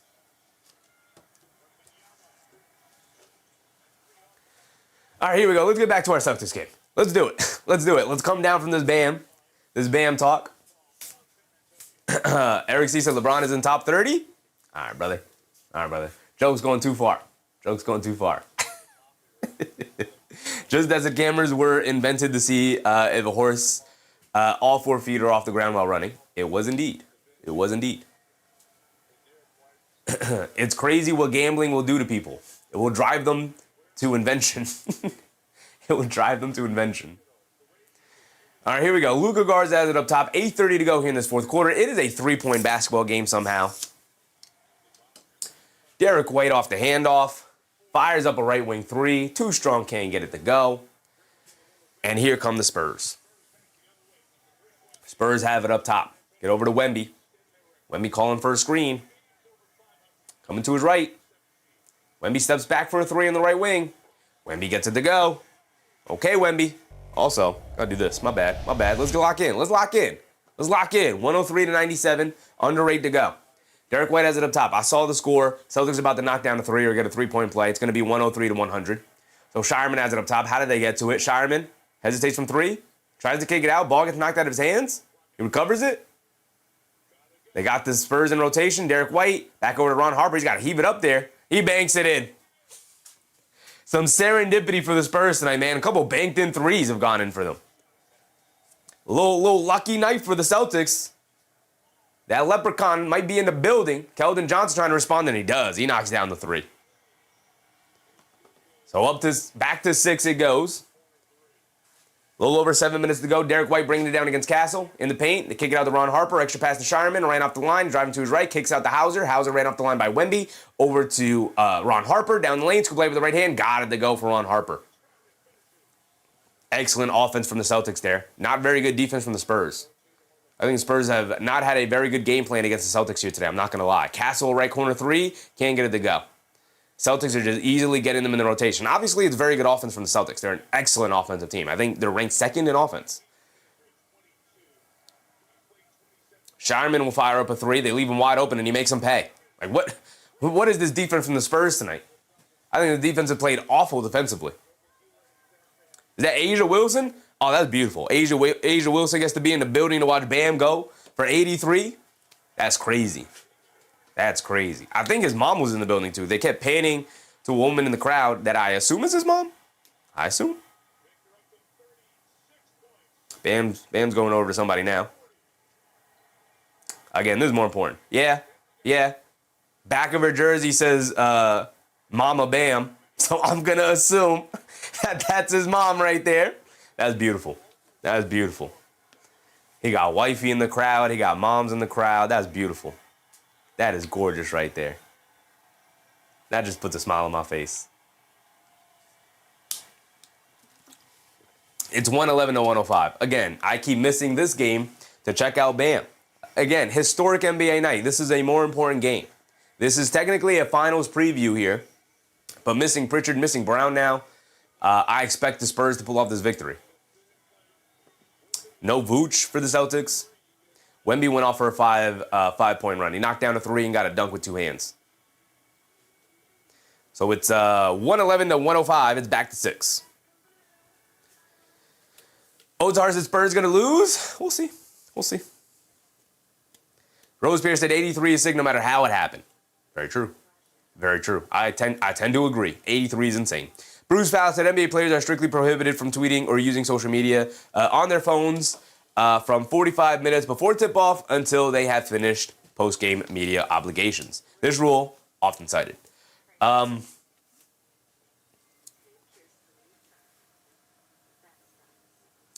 don't think that applies to players who are no longer playing. Again, even if they hold him to that and they fine him. He's got a very good contract. Makes very good money. He'll be all right. Regarding phone use in the locker rooms at halftime applies to all in-game situations, including for ejected or injured players. There it is. It's in the rule book. Expect some fines to come out for JB, for Jaylen Brown. George Joe said Wemby 8 for 15 from 3, unfair. I mean, Wemby got 39 points. It's a 6-point game. So the Celtics, I will say the Celtics are getting a very good three-point shooting night. Again, they banked in a couple of threes here tonight. So, all right, we can close this now. We've gone over the Heat. The Pistons took care of business against the Nets today. Took care of business. Yeah, Derek White's having a very good game, though. Overall, they are 16 for 3. So actually not even a great shooting night, just a good shooting night. 16 for 43 from three-point range is good, but not great. But 4 threes from Ron Harper is, maybe not always going to be expected. 3 for 10 from White. 3 for 8 for Hauser. 3 for 12 for Tatum. Wemby 8 for 15 from 3. De'Aaron Fox has 19. Castle has 15. He's 2 for 7 from 3. They are 9 for 45 from three-point range, so they're actually shooting it better than the Celtics tonight. And it's needed all of that without Brown, without Pritchard, and without Vooch. And it's still a 6-point game. Celtics are scary, man. Celtics are scary.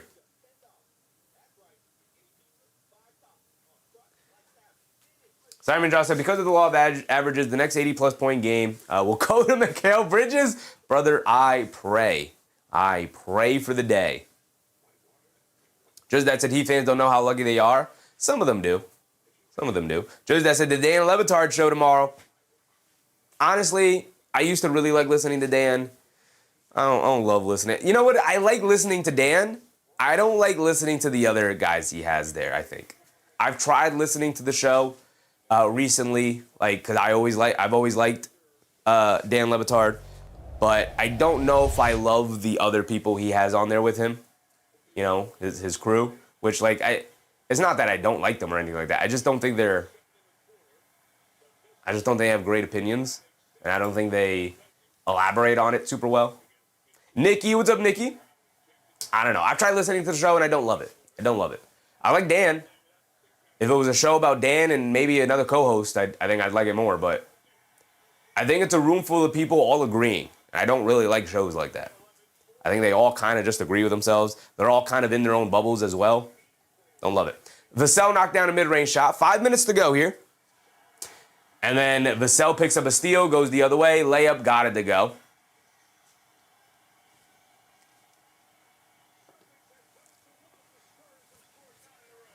And a 9-0 run for the Spurs gives them the 10-point lead. Tatum is back in, trying to help him close this out. A pull-up three for Tatum. Can't get it to go. Tatum's just firing up these threes right now. And this is the first time since Tatum has been back where I feel like, Tatum really settling right now. Maybe not fully trusting his driving game. Tatum gets it out. They swing it around. Shireman in the right corner. Pump fake, sidestep three. Can't get it to go. Battle for the rebound. Derek White able to pick up the loose ball. Takes it up top to Tatum. Pump fakes behind the back pass to Ron Harper. He'll fire the three, and he'll come up short.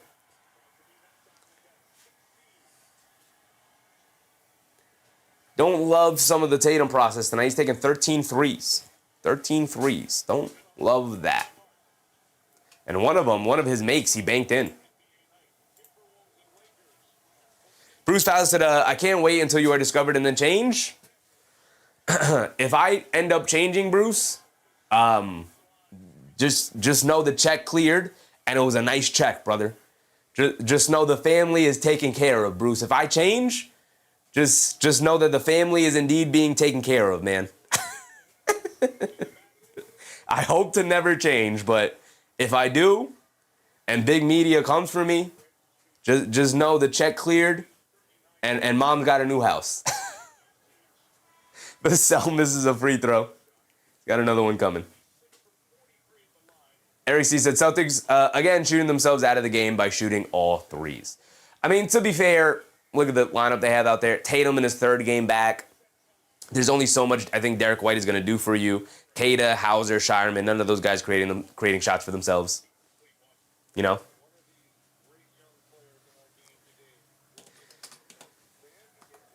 We got just under 4 to go. 3:57. Vassell missed the first one, does knock down the second one. 11-point game. Rockets took care of business against the Raptors. 14-point victory. We'll go around the league a little bit here. Tatum struggles with his handle. Kicks it out to Hauser. Hauser attacking to his left. Against Castle. Fall away midi. Can't get it to go. Wemby with the box out on Kata and the rebound. Smart Alex said, off topic, but Shea might be a top 10 player ever. He might be. He's got to, continue to play his career out. He might be, though. He might be. We're going to get a timeout here from the Spurs. Going to get a timeout from the Spurs. Eric C. said, I'm loving it. We may see him in the playoffs eventually. With the Celtics? Yep. Either the Celtics or the Pistons. You're going to have to go through at least one of those teams in order to get to that finals. Maybe even both. Or do you both? Well, it depends how the standings play out, so I guess we'll just have to wait and see. Captain Master says, Spurs get the credit. They earned it. I think they're playing pretty good lately. They've been playing, they're 47-17. 47-17. You don't accidentally walk into 47-17. They get all the credit in the world. Absolutely for that. Second best record in the NBA, tied for second after the Pistons went on a little bit of a slide there.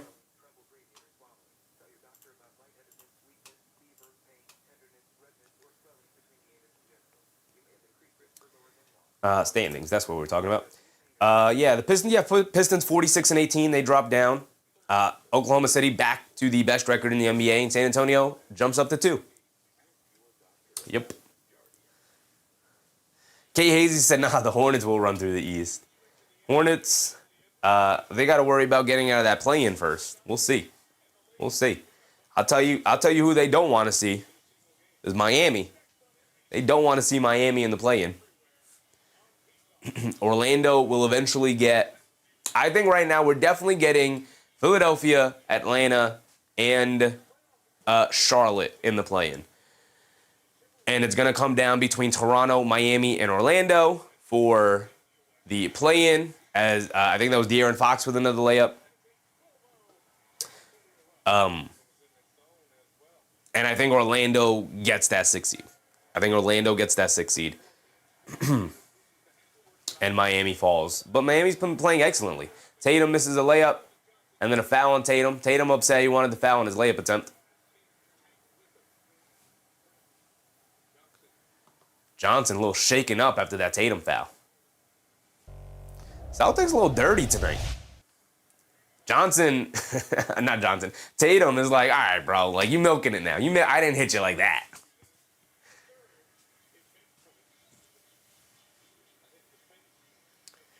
Tatum didn't hit him. He kind of grabbed his arm and twisted it a little, and grabbing it, twisted it a little weird way. Johnson will fire the three, misses it. I was going to say, if you would have knocked that three down, I'd be like, all right, maybe you were stretching it a little bit too much about how you were injured. White driving it down, draws the foul. It's going to go to the foul line for two. 13-point lead for the Spurs with 2:30 to go.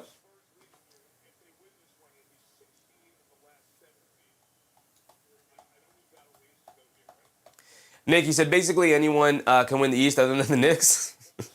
The Knicks will be fine. They will be heard from in the playoffs. They'll be fine. Fung Pei said, thanks for a historic night with Bam. See you next game. Bam Monte, he was out there hooping, man. I'm loving it. I love historic nights in the NBA.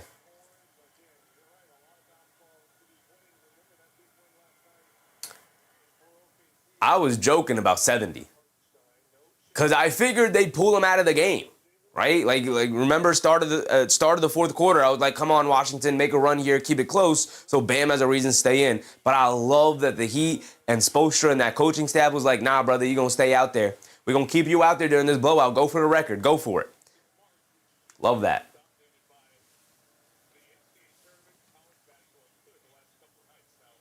Andrew Brooks said, other than my Knicks, Celtics seem very interesting at the end of the season. Yeah. I don't know if I fully trust Tatum after he's going to end up playing something like, 17 games. And he's probably going to sit for a rest here and there before they get to the playoffs. I don't know if I trust him playing 15 or so games at the end of the regular season to go for a grueling 2-month playoff run here with the Celtics. So I don't know if I fully trust that. Derek White knocked down both of his free throws, and then Ron Holland knocked down a three in transition there. 2 minutes to go, and it is an 8-point game here, and Vassell has it up top. Bruce Fowler said, I think if Orlando falters in the playoffs, they may break that team up. And an offensive foul on Wemby. Ball back to the Celtics. I think they give it one more run, Bruce. I think if anything, you could see them fire the coach. I don't think they break the team up, though, mostly because of injuries. Right? Again, another season where injuries have kind of defined this season for Orlando like it did last year. I mean, Franz Wagner is their best player. Imagine if Brunson missed, 3 months for the Knicks. 2 or 3 months for the Knicks. Imagine if that happened. Like, where would the Knicks be? Tatum knocks down a pull-up three. It's a 5-point game. We're not done yet. We're not out of here yet. 113, 118, 8-0 run for the Celtics to get back into it. Fox up top, attacking to his right, kicks it out. Castle wide open three, and he silences them just a little bit. Throws a little cold water on the scorching Celtics right now. White up top, fires up the three, can't get it to go. Wemby the rebound. That'll probably do it. That'll probably do it after that missed three. Shows that the Spurs always look like they're having fun as a young team. Young team, they are having fun. And when you get the privilege of watching the alien hoop on a nightly basis, that's pretty fun. It's pretty fun. You got front row seats. You got the best seats in the house. Fox knocks down the step back jumper, gives them back that 10-point lead with just under a minute to go here, and that's going to wrap it up. Ozar said Jaylen Brown getting ejected didn't help the Celtics. Nope. No, it did not. No, it did not. D. Grant said Geno Smith back in New York with the New York Jets. This is why losing organizations stay that way. Yeah, back to his old stomping grounds. Let's see if it works out. Let's see who they draft, man. Let's see who they draft. Right? Obviously, you draft a quarterback, right? You got to draft a quarterback. To me, you always draft a quarterback until you find your quarterback. To me, you draft a quarterback 3-4 years in a row if you have to until you find the guy.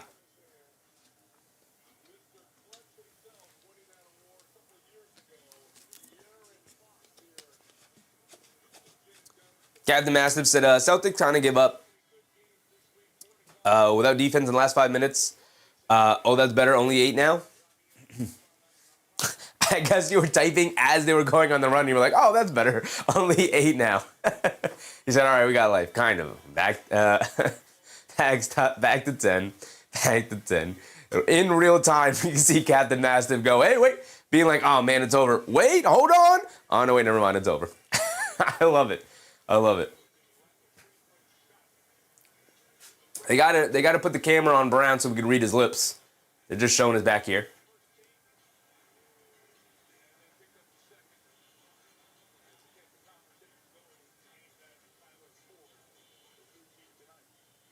Sean Edit said, would Jeremy Grant fit the Nets? The Knicks. And that's it. The Celtics have waved the white flag a little bit here. Ron Harper knocks down a 3. Hold on. Maybe not. They got Amari Williams out there. Ron Harper knocks down the 3. Would Jeremy Grant fit the Knicks?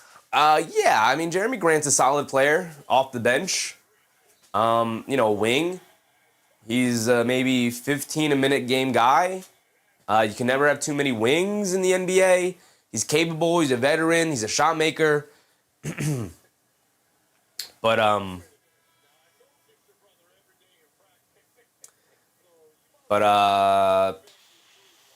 do you want to take minutes away from Mo Diawara right now? Like, what's more important?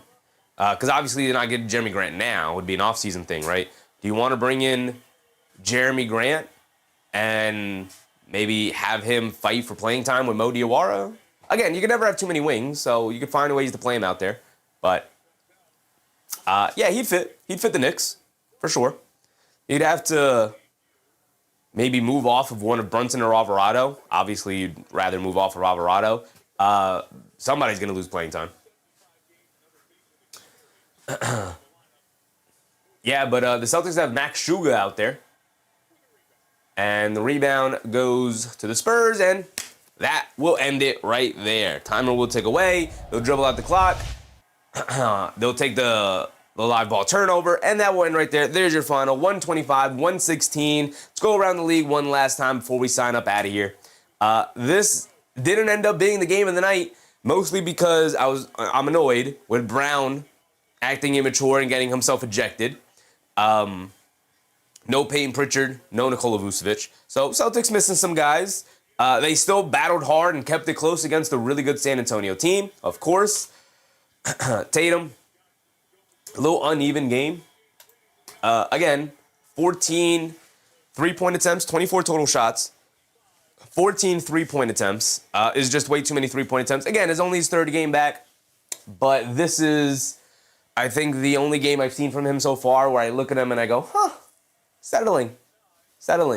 Not going to the rim, not catching it in the post, but again, third game back, so like I said, I will reserve judgment on full opinions on Tatum, but I'm just documenting as we watch him, just documenting how he looks on a game-to-game basis here. Today, settled for some threes. Settled for some threes against the Spurs, which I think fully healthy Tatum, last year's Tatum, I think he's attacking this team. I think he's getting to that mid-range. I think he's catching it in the post, and he's making plays out of there. Instead, he just really settled for threes. So it's the first time I'm looking at Tatum, and I go, okay. Settled for threes tonight. Didn't have the legs on the rim to get all the way to the rim and take some contact, draw some fouls. How many free throws did he take? 0. So this is a bad sign. Because to be a superstar in the NBA, you have to consistently find your way to the foul line. That is a part of being a superstar. You have to find your way to the foul line. Of Tatum, 0 free throws, points to the fact that he was really settling today. And again, one of the best defenses in the league, third game back. Not going to fully judge it, just noticing. Victor Marquez, what's up, Victor? Makes me happy when the Celtics lose. Yeah, a loss for the Celtics. Knicks gained some ground after back-to-back losses against the the LAs against the Los Angeles, against the Californias, right? Both the Lakers and the Clippers. So if we look at the standings, the Knicks will be 2.5 games behind the Celtics after tonight. They'll drop to 43 and 22. So, but the Knicks 3 games back in the loss column though, and they are technically tied for that 3 seed with Cleveland. Cleveland is a half game back, but they played less games than the Knicks. So, with that being said, the SoCals. There you go, just that. That's the way of saying it. The SoCals. But with that being said, we're gonna wrap it up there. Captain Massive said Harper was shooting good tonight. Nice shot selection. Yep. He had some incentive. Both Harpers. I don't know which Harper you're talking about actually, but both Harpers, Ron Harper and Dylan Harper, I thought played well against each other. You love to see the brothers go up against each other. I love that. Whew. Sons Jen, Justice's dad, Captain Mastiff, Bruce Fowler, Kay Hazy, Ozahar. Appreciate you guys immensely for hanging out with us tonight. I've had this stream on the whole time. I did not peek over to see who has been in the stream here tonight, but that's going to wrap it up. Another good night of basketball. Unfortunately, this didn't end up being the game of the night.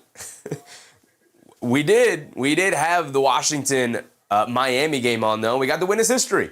We got to be around each other and witness history into the NBA. Bam Adebayo, the most points scored in an NBA game. If you want to be technical, the second. If you want to live in fantasy world, that Wilt Chamberlain actually scored 100. I'm joking. But Bam goes off for 83, and that will be the story moving forward. And with the Celtics having Brown ejected, no Vooch, no Pritchard, I think this game ends up being a wash where it's like, the Spurs played well and beat the Celtics, and the Celtics were gritty and stayed in it, but ultimately not much to take away from this game in terms of it being a finals preview because of, unfortunately, the injuries and the ejection. So, with that being said, good game, great NBA night. Sons Jen said, be nice to the elderly. They do love their Wilt Chamberlain in their padded stats era. And their 8-league era. Their 8-team league era. They do love that. They do romanticize that era. Where there were plumbers in the league, as JJ Redick would say once a time. What a dumb thing to say on national television. Anyway, we're not here to talk about that or legislate any of that. With that being said, I appreciate you guys. D. Grant said, I feel for you, brother. I am a Giant fan, so I'm not attached to you guys. Sorry. I'm not a Jets fan. I'm not an any fan in the NFL. I'm a very casual fan. I never picked a side. So I get to whichever team figures it out first, the Giants or the Jets, I'm going to hop on the bandwagon. I'll tell you right now, when it comes to the NFL, full bandwagon fan. 100%. I got no loyalty to any team. No loyalty. But with that being said, shout out to all of the channel members. My guy OG Rue, a channel member. Appreciate you, brother. Appreciate you. So whether you have become a channel member on your own and you became a member, or you were gifted a membership, I appreciate your generosity and your support anyways. And with that, we're going to wrap up yet another successful NBA night. The Knicks don't play until Thursday. Tomorrow is Wednesday, so we didn't even pick a game for tomorrow. I'll pick one out. I'll look at it real quick. We'll run down real quick before I give the sign off. You got Cavs Magic 7:30 tomorrow. Tomorrow's Wednesday, right? Yeah, tomorrow's Wednesday. Okay, so the Knicks play tomorrow. What am I talking about? Where was I? I thought they had 2 days off. The Knicks play tomorrow. They play the Jazz. All right, we'll be live. 8:30 start time. The Knicks play at 9. So 8:30, do our usual pregame rundown. We'll have all the negative Nancy's in the chat for sure with the Knicks coming off a 2-game losing streak. People will definitely be talking about how they're no longer a championship contending team despite the fact that they blew out the Spurs and they blew out the Nuggets. But unfortunately, maybe they partied a little too hard in LA and lost back-to-back games to the Lakers and the Clippers. So now suddenly they're not a championship contending team. But we'll save all that discussion for tomorrow. You guys get an early preview on what the rant is going to end up looking like. But again, I appreciate you guys. Remember, stay hydrated. Brush your teeth before bed. Stay hydrated, and I'll catch you on the next one. Good night, everybody. Bye.